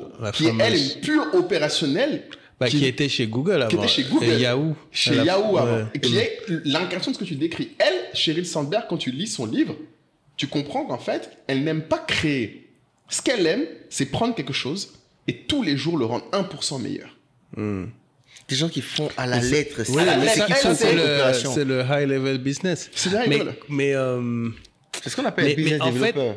C'est des opérateurs. Ce qui se passe après dans mon expérience, je remarque en fait, tu vois, ce sujet que ça soit des partenariats, même sans investir les uns chez les autres, c'est toujours la problématique du timing. C'était très souvent, c'est dur. je vais venir te voir, je vais dire, mais écoute, en fait, ce que tu fais là sur l'application, avec moi, ce que je fais, on pourrait faire un service commun mais je vais arriver au moment où toi, tu es sur une autre priorité. Ah oui. Tu vois?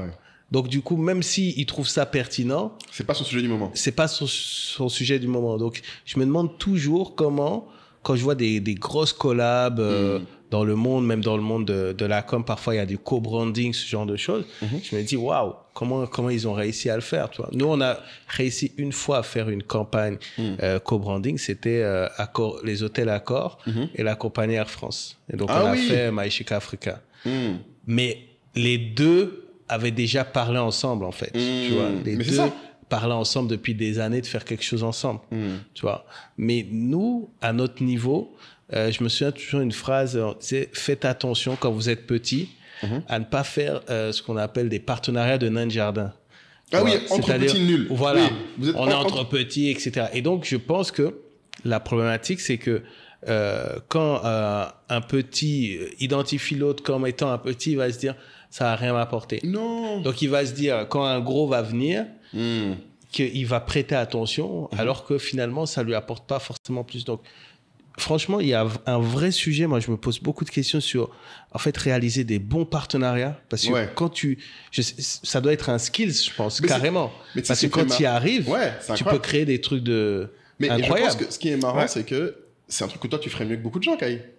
Sur les partenariats. Parce qu'en fait, pour que ça marche, ce qu'il faut, c'est qu'il y ait des réseaux.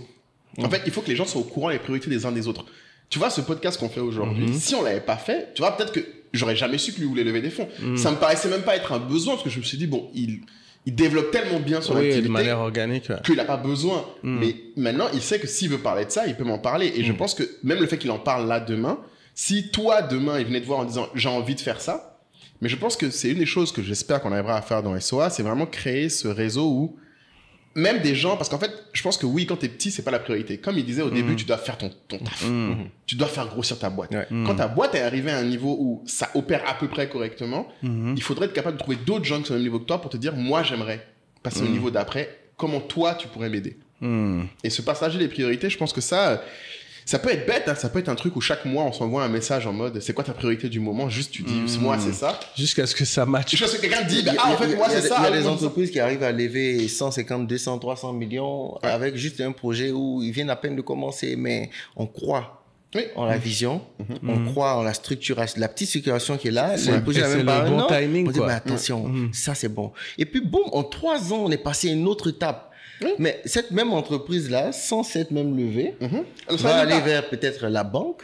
Se dire, je veux un petit prêt de 50 millions avec toutes les garanties qui vont avec, le stress, etc. et tout. Et puis, il est là, il avance, voilà, un petit pas. Petit pas, c'est ça. Mais tu vois, par exemple, je donne un exemple simple. Toi, par exemple, aujourd'hui, ce que tu as décrit sur le fait que tu veux aider à créer des villes écologiques, ça, les gens cherchent à investir dedans désespérément. Mais ils ne trouvent personne. Parce que le problème, c'est qu'aujourd'hui, les gens qui veulent investir dans l'écologie, les gens qui se présentent à eux ne sont que ceux qui font des trucs classiques en termes de, par exemple, ils vont dire climat, ou ils vont venir parler recyclage de déchets. Mais en fait, toi, tu fais quelque chose qui est plus structuré, plus gros, mais c'est juste que toi, il faut que tu leur présentes sous leur angle. Et c'est pas de la... Enfin, en vrai, je vais pas dire que c'est pas de rocket science, c'est juste une façon, comme tu dis, c'est une histoire à raconter. Le problème, c'est que tout le monde n'écoute pas les mêmes histoires. Donc, en fait, un entrepreneur, tu dois apprendre à parler aux gens qui ont le problème que toi tu résous. Et c'est la même chose que toi tu le fais avec des clients, comme tu connais le marché. Mais les financeurs, c'est la même chose. C'est juste des clients différents qui ont un problème, mais qui eux ne l'expriment pas ouvertement. Mais on en revient à le skills dont nous on parle souvent, c'est ta capacité à poser les bonnes questions. Tu vois, c'est-à-dire voir je sais pas, que ça soit un dirigeant ou peu importe, c'est quoi ton point de douleur en ce moment, tu vois? Qu'est-ce qui t'empêche de dormir en ce moment, tu vois? Et là, tu auras une réponse beaucoup plus importante que ça va les affaires? Oui. Tu vois? Ça va? Ça va les affaires? Ah, j'ai vu que tu étais au salon. Ben, en fait, quand quelqu'un vient te voir, quand tu es entrepreneur et qu'il dit ça va les affaires, en fait, pour toi, c'est une question... on est dans la cour de récréation, en fait. Oui, c'est superficiel. Voilà. Ouais, ça va, on est là, on lâche rien, etc. Quand quelqu'un dit c'est quoi ton point de douleur, là, il change, son mood change, il dit ok, là je suis en face de quelqu'un qui veut parler business. Est-ce que parler de vrai truc, donc il faut que les gens se rendent compte que quand ils vont aborder les uns et les autres, ils doivent être sharp, quoi. Ils doivent limite peut-être noter leurs quelques questions clés qui vont donner une image d'eux qui sera vraiment pertinente, qui va retenir l'attention de la personne en face. C'est un mindset opportunité. C'est-à-dire qu'on sort et on se dit, si je parle à quelqu'un, c'est pour quelque chose de précis. Et donc, on se conditionne dans cet effet-là. Et on sait à qui parler et on sait exactement de quoi parler. On ne tourne pas autour du pot. Mais toi, est-ce que toi, tu reçois encore les messages de gens qui disent bonjour, ou je veux prendre un café avec vous, ou j'ai besoin d'échanger. Je dois être rempli, etc. Et tout. Mais non, mais trop. Ah, toi, tu ressens encore ça? Oui. Mais alors que... Encore plus. Alors que... C'est logique. Il y a des techniques d'approche simples. Dis-leur, c'est intéressant, ça m'intrigue. Il y a des techniques d'approche simples. Je l'ai dit une fois, j'ai dit, mais attention, vous allez m'envoyer un message sur Facebook, je ne vais pas voir. Vous allez m'écrire, si ce qui est dans le message n'est pas pertinent, bonjour, monsieur Konaté, je vous souhaite une bonne semaine. Ok. Et alors? Bon, c'est quoi le deal? So what? Ok. Et à contrario, quelqu'un qui appelle le service client de l'entreprise et qui dit attention, moi je veux faire des affaires avec vous. J'ai telle opportunité d'affaires. Je pense qu'on peut travailler ensemble. Je veux un rendez-vous. Et il aura son rendez-vous. Parce qu'il est plus précis. Il est précis. C'est ce qui leur manque. Quand il vient, il y en a qui disent, il y en a qui l'ont compris. Oui, il y en a qui l'ont compris. Ah non, je veux parler avec le manager général parce qu'il y a telle opportunité. Et moi, qu'est-ce qui se passe? Opportunité. Je ne sais pas ce qu'il y a derrière. J'ai envie de découvrir ce qu'il y a derrière. Donc, je ne sais pas, peut-être que c'est quelqu'un qui va me dire, écoute, voilà, je suis dans un fonds d'investissement, par exemple. On a vu ton passage ici, on a essayé de checker un peu ton entreprise, qu'on peut s'asseoir pour parler. Qu'est-ce que j'en sais? Ou bien quelqu'un qui va me dire, écoute, je veux investir dans ton entreprise. C'est clair, ouais. Bon, écoute, j'ai 2 milliards là, je veux investir dedans, je veux des actions, j'ai la même vision, ou bien c'est une entreprise qui est... Voilà. Donc, dès cet instant-là, quand j'entends opportunité, ça peut être également une petite opportunité, ne serait-ce qu'un client. Écoute, c'est comme ça qu'on gagne aussi de gros marchés. Ouais, c'est clair. C'est drôle, mais c'est comme ça qu'on gagne de gros marchés. Et telle personne va dire, écoutez, j'ai vu votre truc, il y a une entreprise ici que je connais qui veut construire des bureaux, donc au Burkina, au Sénégal, etc. et tout. Donc, je me disais que je pouvais vous mettre en contact. Et c'est comme ça que tu rentres en contact et puis tu as une opportunité. Donc, dès qu'il y a une opportunité, l'entrepreneur, sinon le chef d'entreprise, il veut découvrir. Surtout plus tu es clair dans quelle est l'opportunité. Il faut être clair, il faut être vraiment clair. Quelqu'un qui veut... Il y a des gens, par contre, qui sont clairs. Bonjour, monsieur Konaté, je vous fais ce mail déjà pour vous féliciter, mais j'ai tel souci et j'aimerais avoir une réponse à telle question. Qu'est-ce que vous en pensez? Et comme par hasard, je réponds beaucoup plus à ce genre de mail-là. Je réponds au mail et puis je dis merci. Et ce sont des personnes conscientes, ça dit ok, merci beaucoup, je vais appliquer. À bientôt. C'est ça. C'est-à-dire que c'est rapide. Oui, c'est pas comme le truc de vouloir prendre un café avec toi. T'as pas une heure à causer avec quelqu'un. Mais non. Par contre, quelqu'un qui te dit, monsieur Konaté, je n'arrive pas à vendre mes poulets ou j'ai du mal à truc parce que tel problème est là. Je lui pose la question, vous avez des poulets de quel poids? C'est ça. C'est disponible actuellement. Voilà. Peut-être que moi, j'en ai besoin. C'est ça. C'est ça le point. Voilà. Il faut qu'il soit précis. Voilà. Si il faut qu'il soit précis. J'ai des poulets excellents de tel nanana, je ne sais pas les vendre. Là, tu peux intéresser. Voilà. Ou bien je renverse la situation et je transforme en client. Je dis, écoute, attends. Tu maîtrises pas ça. Laisse-moi, je te fournis ça. Fais comme ci, fais comme ça. Voilà comment tu vas faire. Et puis, je lui vends des choses. Voilà. Donc, c'est comme ça, en fait. Mais il ne faut pas qu'on perde le temps. Le temps, pour moi, c'est la chose la plus précieuse. On travaille pour être libre de notre temps. En vérité, c'est ça. On travaille pour être libre de notre temps. Pour pouvoir décider de ce que nous allons faire de notre temps sans être contraint de le faire. C'est pour ça qu'on travaille en vérité. Ça. Et donc, lorsque on gaspille ce temps-là, donc, moi je dis, il faut arrêter, il faut dormir moins bête. Chaque jour. Non, il faut dormir moins bête chaque jour. Il faut avoir un process. C'est quoi ton process d'ailleurs, toi? Il faut avoir un process. Par exemple, moi j'appelle ça de la discipline. Apprendre quelque chose chaque jour. Donc, le matin, en sortant, par exemple, quand je suis dans la voiture, mais je mets des vidéos sur la toile et j'écoute, j'apprends quelque chose de nouveau. Je mets un thème. Mais tu veux agir à partir de ce que tu apprends toujours. En fait, on s'en rend pas compte, mais le thème qu'on est en train d'écouter nous apprend quelque chose. En l'espace de peut-être 30 minutes de trajet, mais on a écouté 2-3 vidéos. Mais on a appris quelque chose qu'on a envie tout de suite d'appliquer. Et ça nous rend forcément meilleurs. On programme nos journées en avance. On structure nos journées. Et donc, ça nous permet de pouvoir garantir une certaine productivité. On se met la pression soi-même. Et parfois, on se dit, quand on regarde, moi, j'ai tapé une fois sur YouTube comment gérer la dépression. Tu tapais ça? Oui. Ah, comment gérer la dépression? Qu'est-ce que c'est que la dépression? Non, mais oui. Parce qu'à un certain moment donné, on est là et on a l'impression que le cerveau est bloqué. Ouais, que tout est ça tourne pas. Ça dit qu'on a l'impression, on se lève et on sait même pas quoi faire. Ou bien on liste nos tâches et puis on est là, on regarde les tâches. Ça a l'air énorme. Tu la débordes. Voilà. Et après, on se rend compte qu'attention, il faut faire un peu de sport. Il faut libérer l'esprit. Et puis, on voit que ça marche. Oui, on voit qu'on commence à redevenir productif. On voit qu'on veut décoller, on veut dans l'esprit. Et puis, ça commence à décoller maintenant. Si jamais tu donnes le temps. Et tu n'as jamais pensé à aller voir une psy, quelque chose comme ça directement? Non. Jamais? Non.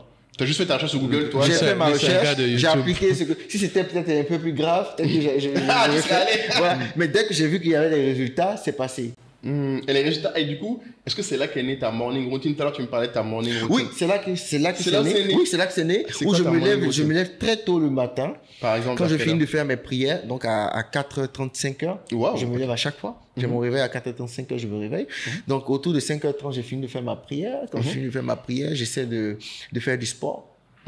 Donc dans ma chambre, voilà, je pompe, je tourne un peu, je fais un peu tout. Et je vois que ça me fait du bien. Après, j'essaie de prendre une douche froide. Ah, c'est bien ça. Et quand je finis ça, en fait, je suis frais, je suis bien. Chaud. Je suis chaud. Donc, j'ai écrit les trucs de ma journée et tout. À partir de 7h, 8h, je commence à appeler tout le monde.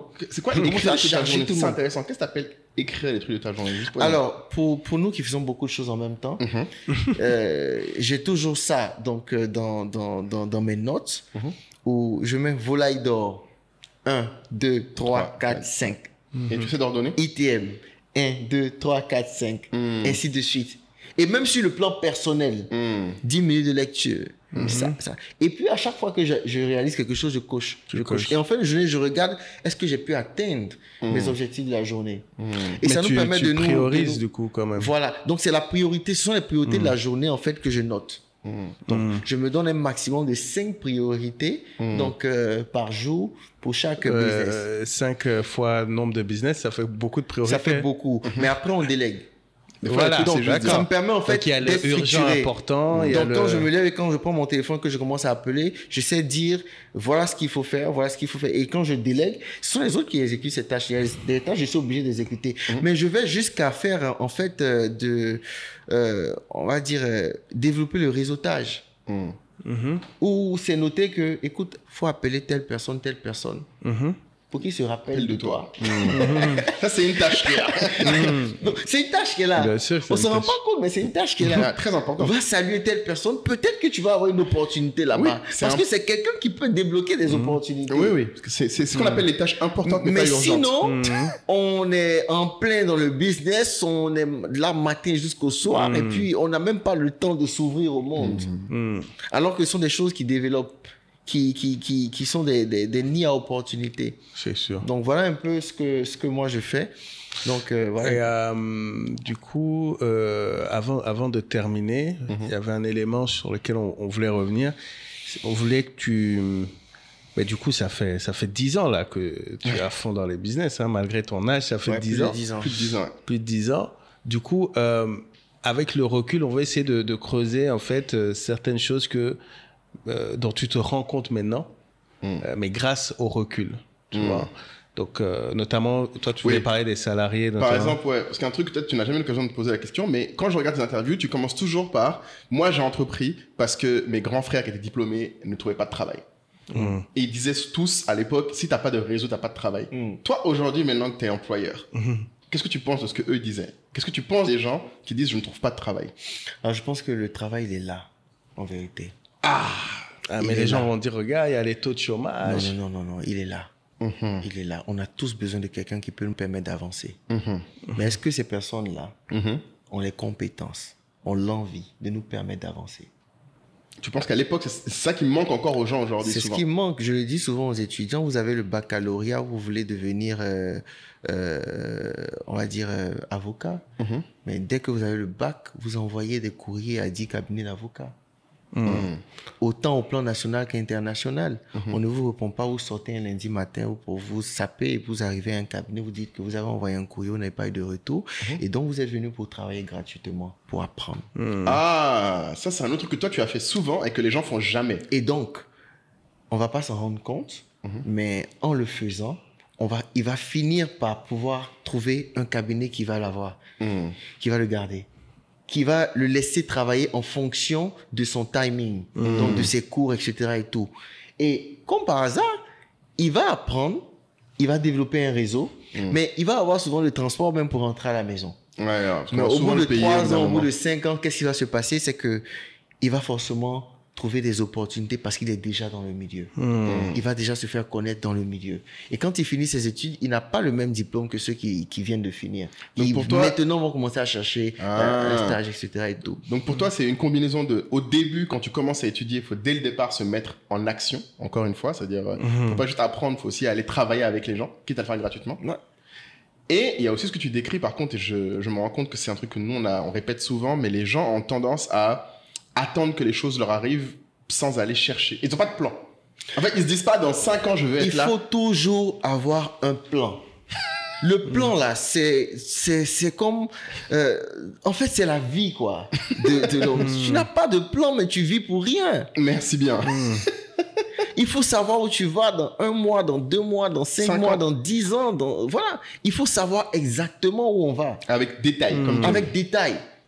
Moi, aujourd'hui, je sais vous dire ce que je veux dans 10 ans, dans 20 ans.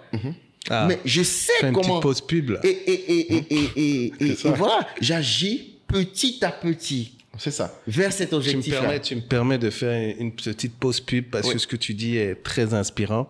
Et en fait, tu vois, ça va faire plus de 2 ans qu'on a lancé le podcast et chaque fois, on parle de Everything Starts with a Plan. Tu vois. Et on se rend compte que les gens trouvent cette phrase abstraite. Très abstraite. Et donc, en discutant, on s'est rendu compte qu'effectivement, ça peut paraître abstrait, ça peut être intimidant quand tu n'y as jamais pensé. Donc, on veut organiser un mastermind, donc sûrement le 18 décembre, où, voilà, totalement gratuit, les gens vont s'inscrire, ce sera sur Zoom.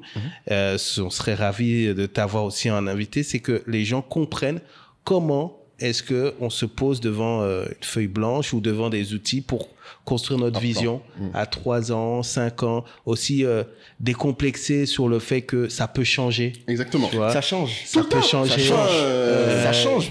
Ouais. Et si tu veux, je promets en exclusivité à ceux qui viendront à ce mastermind, je montrerai le plan que moi j'ai fait à 25 ans, en même temps que mon testament. Ah, super. Qui était il y a 10 ans. Et le fameux plan. Je le mettrai sur la table et on verra ce que ça donne. Et c'est marrant parce que quand tu dis milliardaire avant 30 ans, j'ai un groupe avec des amis, ils se reconnaîtront, qu'on a créé, je sais pas quand, un des premiers groupes WhatsApp. Et le groupe jusqu'à aujourd'hui s'appelle Objectif a milli, enfin c'était million en euros. A milli before 30, tu vois. A milli before 30, tu vois.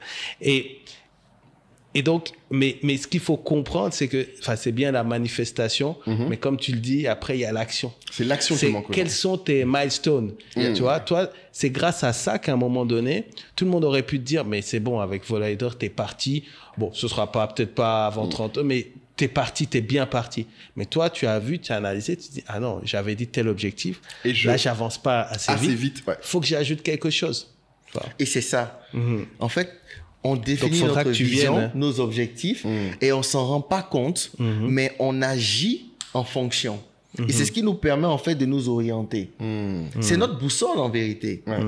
Donc, comme je l'ai dit, c'est parce que j'ai fixé un objectif à une certaine date que tout de suite, j'ai commencé le rétro-planning. Bah oui, le rétro-planning. Mais si je ne l'avais pas fait, j'allais être dans une zone de confort.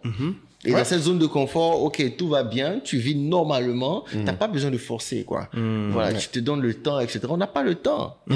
Non, on n'a pas le temps. Quand on rêve très grand, on n'a pas le temps.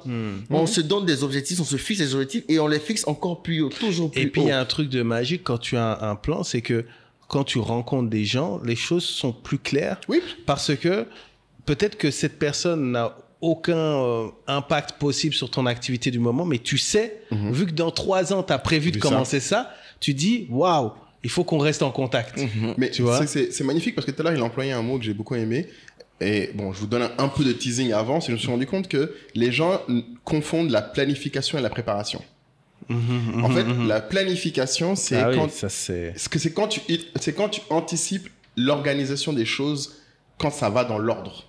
Ça, c'est cool au début. Mais ce qui me manque, et à beaucoup de gens, c'est qu'ils ne sont pas préparés. La préparation, c'est quand, en fait, tu agis maintenant en anticipant le chaos plus tard.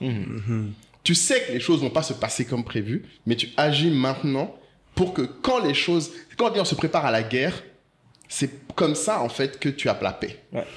C'est quand tu es tout le temps en train de te dire, je me mets en situation où si les choses dérapent, je suis capable de gérer. Il faut avoir toujours un plan A, B, et C et D. Exactement. Et tu agis, en fait. Et c'est ce qui distingue. Beaucoup de gens, en fait, planifient, rêvent, mais ne se préparent pas. Alors, merci d'écouter ce podcast qui, j'espère, vous sera utile, qui est surtout, en plus d'être divertissant, vous sera quelque chose qui vous permettra d'apprendre. Et je sais que le mot apprendre est un peu galvaudé, c'est pas juste qu'on veut vous transmettre des informations, on espère qu'on va vous donner envie d'agir pour changer, pour être meilleur. Et il y a 2 façons pour lesquelles dont vous pouvez agir pour ce podcast. La première, évidemment, c'est de vous abonner, c'est gratuit, ça coûte rien. Il y a une façon qui est payante, mais qui vous servira plus qu'elle nous servira. Et c'est de rejoindre la tribu SOA. Beaucoup de gens pensent que la tribu SOA, c'est juste un groupe Telegram, mais ils ne savent pas vraiment ce qu'il y a derrière. Un point sur lequel je voudrais revenir, c'est que si vous regardez bien, en fait, ce qui, j'espère, vous apporte de la valeur, c'est que nous, on partage notre expérience. Et surtout, ce que je pense que certains d'entre vous aimeraient quand ils nous écoutent, c'est partager la vôtre. Et en fait, la tribu, c'est ça. C'est plus un simple groupe Telegram. On a évolué vers une nouvelle plateforme encore plus dynamique. Certains disent quasiment que c'est un réseau social dédié aux gens qui écoutent le podcast SOA. Et dans ce réseau social, en fait, on échange, on apprend et donc on agit ensemble.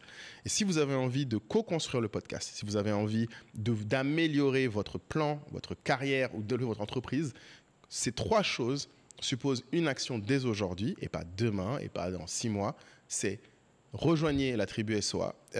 Pour l'instant, ça ne coûte que 100 000 l'année, donc vous payez une fois et c'est terminé. Et comme on a une nouvelle plateforme, et comme vous le savez, une nouvelle année amènera sûrement de nouveaux tarifs, donc dépêchez-vous. J'espère vous rejoindre très vite dans la tribu SOA. Et quand tu ne te prépares pas, l'autre conséquence, c'est que du coup, tu ne peux pas être chanceux. Et je répète souvent aux gens, la chance, c'est pas le hasard. Elle n'existe pas. Elle se provoque. Exactement. Et ce que moi je dis aux gens pour comprendre, parce que les gens aiment bien dire, mais comment tu provoques? En fait, moi j'aime bien rappeler, c'est d'ailleurs une très belle définition, la chance, c'est quand la préparation rencontre l'opportunité. C'est ça. Et en fait, la préparation, c'est une chose, mais pour reconnaître l'opportunité et savoir ce qui est des distractions de ce qui est une opportunité, et comme dit Kai, des fois l'opportunité arrive longtemps avant. Et tu ne sais pas la reconnaître parce qu'en fait, tu ne sais pas vers où tu vas. Comme on dit, il n'y a pas de vent favorable à celui qui ne sait où il veut aller. Si tu ne sais pas où tu vas, tous les vents du monde vont te perdre. C'est clair. Ils vont te distraire seulement. C'est clair. Et toi, je pense que ce qui était un truc qui était passionnant, moi, qui m'a beaucoup marqué dans tes différentes interviews aussi, c'est que tout au long de ton parcours, je pense qu'il faut quand même qu'on revienne dessus, il y a eu 2 choses qui m'ont marqué. La première chose où je voudrais avoir ton avis, c'est tu as quand même décrit souvent le fait que les autres autour de toi te regardaient bizarrement. Et que, en fait, des fois, toi, tu quittais les cours pour aller faire des petits boulots, pour avoir de l'argent, et que limite, tu devais passer outre la honte. Est-ce que tu peux expliquer aux gens comment tu faisais pour ne pas avoir honte et te sacrifier malgré le fait que les autres autour de toi te regardaient bizarrement? Ce qui doit encore être le cas aujourd'hui d'ailleurs. Les gens doivent se dire, mais il est déjà confortable. Pourquoi continuer à faire ça? Alors, nous sommes un peu des fous. Oui. C'est une très bonne réponse. On est vus un peu comme des fous. Donc, des personnes qui se lèvent et qui disent, je vais faire ça. Tout le monde dit tout de suite, ah, c'est pas possible, ah, ceci, cela et tout. Et on est parfois impacté par notre environnement immédiat.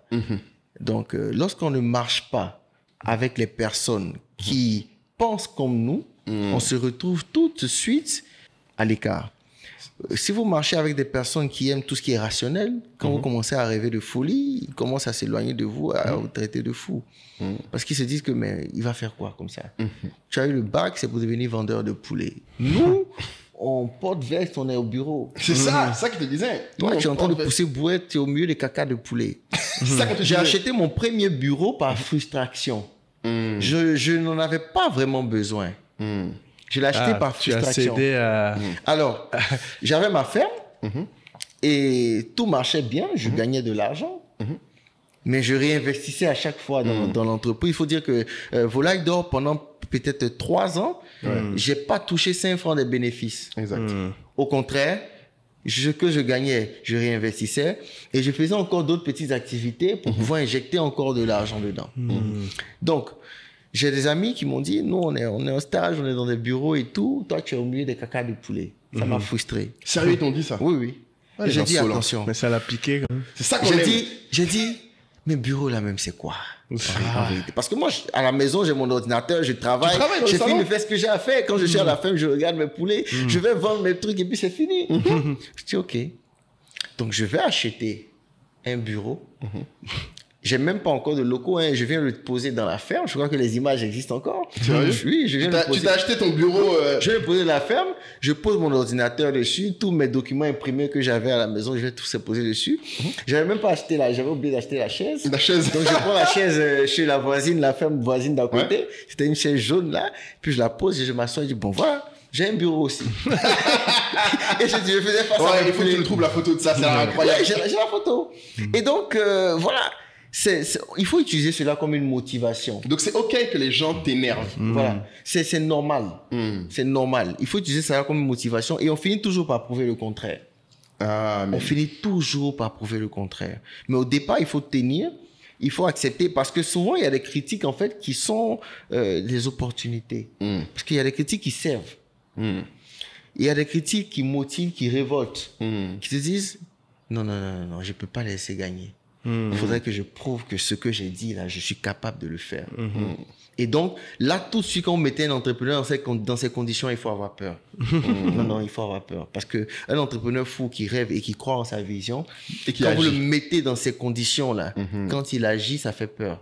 Parce que même s'il est au bas de l'échelle, moi, je me suis testé moi-même un jour. J'ai été au grand marché d'Adjamé. donc qui est un marché où tout le monde vend tout. Et j'avais déjà, entre griffes, réussi quelques petits succès. Voilà. Mais je me suis dépouillé de tout. Je suis allé au marché d'Adjamé et j'ai acheté un jean. Quand j'ai acheté le jean dans le magasin, j'ai pris le jean. Je me suis allé me mettre en bordure de voie pour le revendre. Oh encore. Ouais. Pour ça c'est de bon contenu, ça. En fait, je voulais me tester moi-même. Je dis, mais écoute, si on te retire tout. C'est ça. On te retire tout. On te met à sans zéro. Rien, on te met à zéro. Est-ce que tu es capable de repartir? Je dis, oui. Je repars comment? Je vais travailler pour des gens. Mais est-ce que j'étais capable de gagner de l'argent ce même jour-là en me privant de tout? C'est-à-dire que je suis allé, j'ai acheté d'abord le jean. Et quand j'ai fini d'acheter le jean, je suis allé au bord de la route. J'avais acheté, je crois, à 7 000 francs. Et j'avais vendu à 12 000. Comment tu as trouvé quelqu'un sur le bord de la route et tu as vendu? J'ai fait exactement, j'ai étudié l'environnement. Je me suis arrêté exactement comme les gens s'arrêtaient au bord de la route. Et je regardais les gens qui passaient. Et ils s'attardaient sur des personnes qui étaient, qui marchaient et tout. Moi, je regardais les voitures. Et je regardais les gens qui étaient dans les voitures. Quand je regarde le modèle de la voiture, je regarde le jean. Et je m'approchais des voitures. Je dis, regardez ce jean-là. Il est neuf, voici l'étiquette. Le magasin, il est là, vous pouvez garer. T'allais pas voir toutes les voitures. T'allais voir les belles voitures. Je partais voir les voitures, je savais que je pouvais avoir un client dedans. Donc, ouais, mais tu peux aussi te dire que ce genre de personnes n'achèteraient pas leur jean dans la rue. Oui, mais ils sont dans mon environnement immédiat. Ils sont à jamais. Qui n'aime pas une opportunité? Même moi-même là, tout de suite là, je suis en train de partir et puis je vois qui relève le défi. Dites-nous en commentaire là. Qui relève le défi? Filmez-vous. Voilà. Et donc ça m'a surpris. J'étais fier en fait d'avoir pu vendre. Et quand j'ai fini de vendre, je me suis adapté à l'environnement. Je suis allé voir le gars. J'ai dit, je vais trouver d'autres clients. Ici là, c'est mon magasin. Il dit, il n'y a pas de problème. Et qu'est-ce qui s'est passé? Il m'a donné donc 2 autres jeans. Je suis allé me mettre en bordure de voie. J'avais un là et puis l'autre était en main. Je mettais sur le cou des gens, regarde. Et puis je suis les gens. Regardez, c'est bien et tout. Et puis les gens s'arrêtent. Ils ont une manière de faire du marketing pressant. C'est-à-dire qu'on te montre et puis on dit attrape, regarde, touche. Dès que tu attrapes, ça reste dans ta main. Et puis tu suis. Tu es obligé de t'arrêter. Et j'ai fait ça. Mais j'ai appris tout ça en l'espace de quelques minutes. Tu les as regardés faire. Je les ai regardés faire. Et les gens sont arrêtés. Le magasin, il est où? Le vrai contenu. Le magasin, il est où? J'ai dit, oui, venez au magasin. On arrive au magasin, chose surprenante. Surprenante. Le gars, le propriétaire du magasin, il m'appelle patron. Patron? Oui. C'est mon magasin, en fait. C'est moi qui monte les produits. Et puis, je dis, il faut lui dire les prix. Et il dit les prix. Ok, voilà. Donc, c'est ici mon magasin. Hein. Voici la carte du magasin, vous voulez. Ok, d'accord. La personne a pris même 1 ou 2 choses en plus au magasin. Parti. Et quand j'ai fini ça, en fait, je suis parti, mais j'étais tellement fier de moi. Parce que j'ai réussi à répondre à une question imminente que j'aimerais partager à tous les jeunes. En fait, l'opportunité, elle existe. Elle est là. Lorsqu'on a besoin d'argent, lorsqu'on a besoin de réussir, il ne faut pas rester enfermé chez soi. Il faut sortir, saisir des opportunités. Il faut sortir, en fait, essayer de faire quelque chose, agir. Et apprendre, du coup. Il faut apprendre à agir, ouais. Et donc, moi, j'ai réussi à comprendre que ce jour-là, j'ai gagné pratiquement 12 ou 15 000 francs de bénéfices. Mais de rien, quoi. Imaginons que, peut-être que je n'avais pas gagné la même chose tous les jours, mais imaginons que je gagnais même que 5 000 francs par jour. Les gens peuvent vivre. Oui, c'est un salaire. Mais quelqu'un peut vivre avec ça. Donc, ça veut dire que, en vérité, c'est nous le problème. Oui. Donc, tu dis que même les gens que tu voyais avant qui disaient « je ne trouvais pas de boulot », c'est eux qui n'allaient pas chercher ces trucs-là. C'est eux qui ne vont pas chercher. Sinon, l'opportunité, elle existe, elle est autour de nous. À nous de savoir la saisir. Mais va te dire, j'ai fait un master, je ne peux pas aller vendre jean. Master en management, en marketing, doctorat, communication digitale. Mais attention, vois 10 entreprises, regarde leurs produits ou services, mais applique tout ce que tu as appris en marketing digital. Applique. Tu vois encore. C'est ça que je dis chez lui, c'est naturel. Applique tout ce que tu as appris en marketing digital. On va voir. Va faire des rendez-vous, débloque des rendez-vous avec d'autres entreprises qui peuvent être de potentiels clients pour ces entreprises-là. Mais viens voir Ben Aziz et dis-lui, OK, moi j'ai démarché 10 restaurants. Voici la liste, voici leurs besoins. Et donc, voici les prix et tout. Donc, je pense qu'on peut travailler ensemble. Là, tu vas répondre, c'est sûr. C'est un bon employé, ça. Je pense qu'on peut travailler. C'est ce qu'on attend des personnes avec qui on travaille. Et même quelqu'un qui est au chômage, qui est couché chez lui à la maison, qui sort, qui dit, OK, moi, je travaille pour telle entreprise. Vous-même, vous décidez de travailler pour telle entreprise. C'est vous qui décidez, en réalité. Le destin de chacun est entre ses mains. Amen. Personne ne va le faire à notre place. Si je veux travailler pour n'importe quelle boîte, je suis capable de le faire. Toute boîte vend quelque chose, à moins d'être un bon vendeur, à moins d'aller vers une bonne cible et de débloquer des choses, de créer des rendez-vous, comme si je travaillais pour l'entreprise. Écoutez, on a des produits ou des services. Ensuite, dès qu'on a le rendez-vous, on va à l'entreprise. L'entreprise nous met à disposition son personnel pour nous accompagner pour aller le faire. Mais faites-le une fois, deux fois. Ils vont vous appeler pour dire, écoutez, vous voulez pas travailler pour nous? Si tu le fais, si tu es bon, ils vont te prendre. Si tu ramènes de la vente, ils vont te prendre.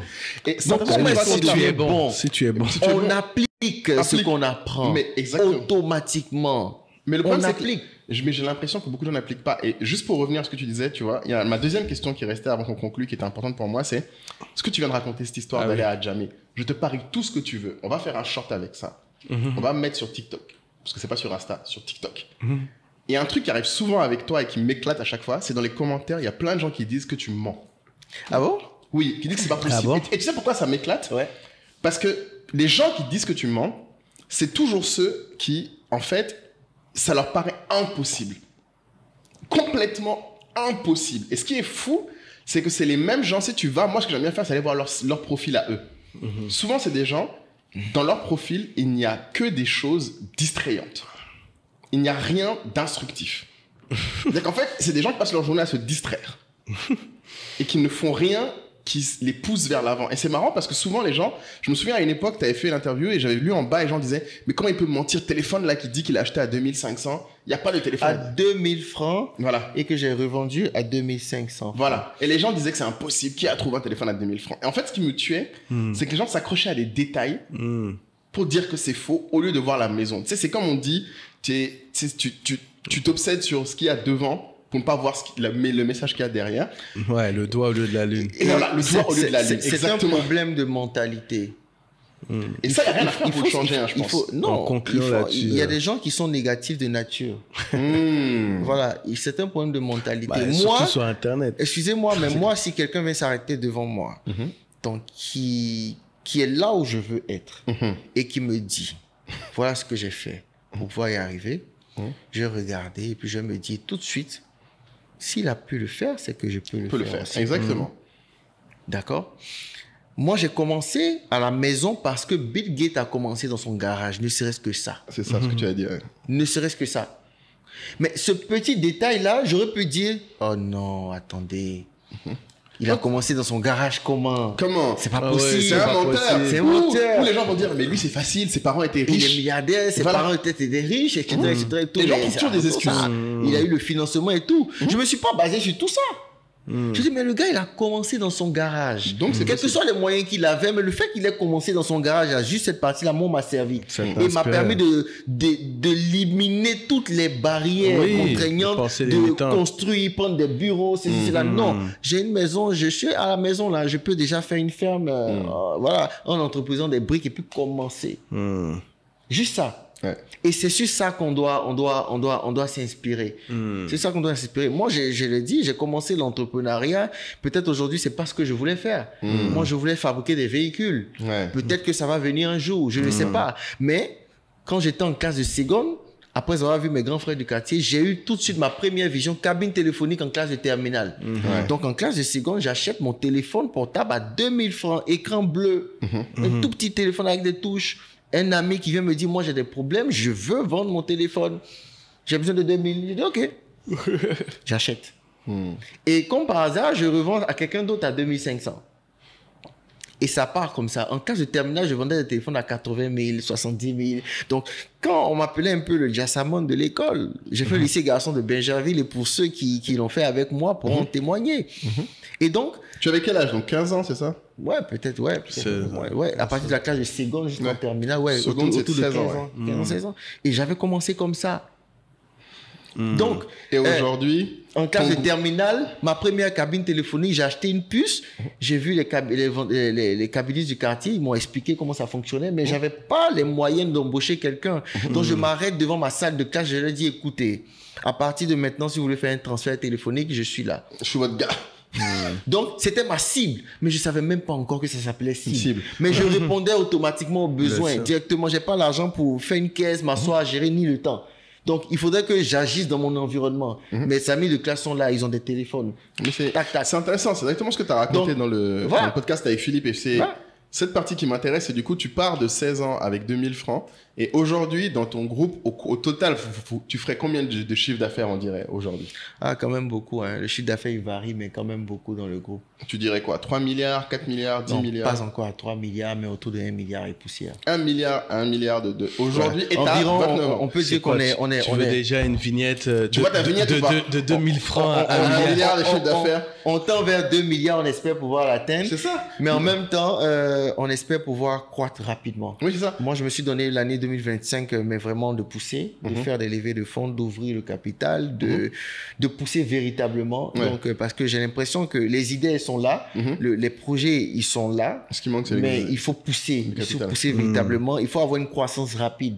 Donc, j'ai décidé de commencer à travailler maintenant sur ce que sera la croissance rapide des entreprises.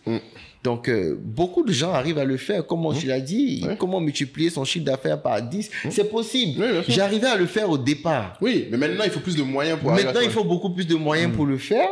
Mais en même temps, le fait de voir les entreprises grandir, c'est plus le même niveau. Oui, bien sûr. Lorsqu'une entreprise commence à grandir, en fait, elle devient un problème. La croissance d'une entreprise devient un problème. Mais oui, à chaque étape, tu as des problèmes de niveau supérieur. On a ouvert plein de points et puis après, on a reculé. On a dit, Parce qu'on avait fait 1, 2, ça marchait très bien. On s'est dit, OK, let's go. Boum. Mais quand on a redéfini la stratégie, mais on n'a plus assez de points qui nous font beaucoup de charges. Mais on a des points stratégiques. Aujourd'hui, quand on a votre boutiquier du quartier qui peut vous produire des cuisses, des ailes, du GG de poulet. Ça règle tout. Et moi, j'ai pas de loyer, j'ai pas de salaire, j'ai pas de facture à payer. Moi, je suis bien. Je peux en ouvrir comme ça 100. 1000. Je peux aller m'installer tout de suite au Sénégal et je fais la même chose. Je transforme, je trouve 100 boutiques, je dépose des produits et ils achètent. Ils achètent, Et on est proche de la population. Joue de grands points pour l'image de marque, mais en fait, c'est pas là-bas que je gagne de l'argent. Non, mais dans tous les cas, je pense qu'on sera curieux de voir comment tu vas réussir à implémenter tout ça. Et du coup, normalement, pour conclure le podcast, ce qu'on fait, on a une petite tradition. D'accord. C'est après toute cette discussion et les échanges qu'on a eus, on veut voir qui est arrivé jusqu'à la fin. D'accord. Et les gens qui sont arrivés à la fin, tu vas choisir un mot avec lequel ils vont devoir faire un commentaire en utilisant ce mot. Et idéalement, ce serait le mot qui, pour toi, résume le plus cette discussion et ce parcours. Waouh. Dernier petit exercice pour toi. Quel mot tu Le mot qui va résumer cette discussion et ce parcours, pour moi, je crois que c'est la persévérance. Ok. Tu choisis persévérance. Je crois que c'est la persévérance. Et un jeune Africain peut avoir les meilleures idées du monde. Et c'est comme une course. Tant qu'on n'est pas arrivé, on n'est pas arrivé. On n'a pas le droit d'abandonner. On est obligé d'atteindre nos objectifs. Et on peut tomber. On va même tomber. Mais il faut toujours se relever et vite se relever. Donc pour moi, je crois que c'est ce qui résume un peu tout. Savoir se relever avec de nouvelles stratégies, de nouvelles astuces. Donc ça prend en compte tous les éléments de formation, d'auto-formation, d'étudier son environnement, etc. et tout, de stratégie. Mais si on n'a pas cette âme de persévérance là, on abandonne. Et quand on abandonne, en fait, on a tout perdu. Donc pour moi, c'est vraiment... Sachant que ta définition de la persévérance, c'est j'apprends et j'agis. C'est ça. Donc il y a l'action. C'est l'action dedans. Lui, ce qu'il veut dire, c'est qu'il y a des gens qui abandonnent avant même de recommencer. C'est ce que je comprends. C'est que les gens abandonnent avant même de recommencer et puis écoute... Ils se mettent des barrières en tête. Exactement. Oui, il y a ci, il y a ça, il y a telle personne qui fait ci, qui fait ça, etc. et tout. Et ce que j'aimerais dire aussi pour terminer, c'est que aujourd'hui, Nous sommes à l'ère de l'entrepreneuriat, mais tout le monde ne pourra pas devenir entrepreneur. Oh, là, tu m'ouvres encore un autre. Oh, man! Là, tu ouvres encore un autre... Tout le monde ne peut pas devenir entrepreneur. Des fois, il faut des super salariés, comme tu l'as dit. Oui, il faut des super salariés. Mais il faut également des investisseurs parce que le salaire, il ne suffit pas, il ne suffira jamais. Donc, il faut il faut cela, en fait. Il faudrait que on arrive à créer cet environnement-là. De sorte que les gens qui sont en train de gaspiller de l'argent en ayant fait du copier-coller, j'ouvre une ferme sans vision, parce que l'autre a fait. J'ouvre un salon de coiffure, je fais boulangerie, parce que l'autre l'a fait, parce qu'on dit que ça marche. Je fais du VTC parce qu'on dit que ça marche. Et ça montre que les gens ont beaucoup de milliards qui perdent. Comment est-ce qu'on crée ce cadre-là qui pourra permettre, en fait, on est en Afrique, on a besoin de développer et de voir les choses en grand. Et là, je lance un appel vraiment aux autorités. Donc, il faudrait que on ait de cette même manière qu'on a un appel à l'épargne publique, donc pour des obligations donc étatiques, on doit avoir ce même type d'appel-là pour construire de grandes usines. Oui, je pense que c'est possible. Ça, pour construire de grandes usines c'est prévu. Qui seront beaucoup plus structurées, etc. et tout. Ça va orienter les gens vraiment vers des choses beaucoup plus structurées, ou peut-être l'État sera derrière. Mais en même temps, ça va nous permettre à nous-mêmes et à chacun d'avoir le pied donc dans le développement de son pays et puis créer par derrière le patriotisme économique, pourquoi pas. Voilà un peu. Sinon, l'entrepreneuriat, c'est pas fait pour tout le monde. Non, en tout cas, tu conclus bien parce que tu donnes des sujets qui donnent envie de faire un autre épisode sur une vision un peu plus macro, sur la vision de ce qu'il faut pour l'Afrique. Je pense que tu as l'air d'avoir beaucoup d'idées là-dessus. Et c'est super inspirant, surtout toujours avec la question de ton âge. Moi, j'ai pensé à un truc, à un petit jeu là, pour ceux qui nous suivent à la fin, puisque chaque fois, il y a le mot. Mais peut-être que les gens peuvent aussi dire, eux, qu'est-ce qu'ils auraient choisi comme mot chaque fois, tu vois, dans les commentaires. Tu vois, quel est le mot qui définit le plus l'invité. Donc, à vos commentaires. Intéressant. Abonnez-vous quand même. C'est gratuit. S'il vous plaît, pardon. Parce qu'il vient quand même de sacrifier de son temps précieux. Il vient de sacrifier de son temps précieux. Son téléphone sonne depuis tout à l'heure. Vous ne savez pas, nous aussi, nos téléphones sonnent depuis. Donc, il laisse l'argent pour vous. Donc, vous pouvez lâcher un abonnement et un like au moins pour ça. S'abonner, c'est la moindre des choses. Et puis, vraiment, merci. Merci pour ce partage. Non, merci à vous. Et puis, voilà quoi. Tu appelleras sûrement pour le mastermind. Là. Vision sur 10 ans. C'est ça. Ça, je pense que les gens... Vision, stratégie, persévérance. Voilà. Amen. Ciao. Ciao.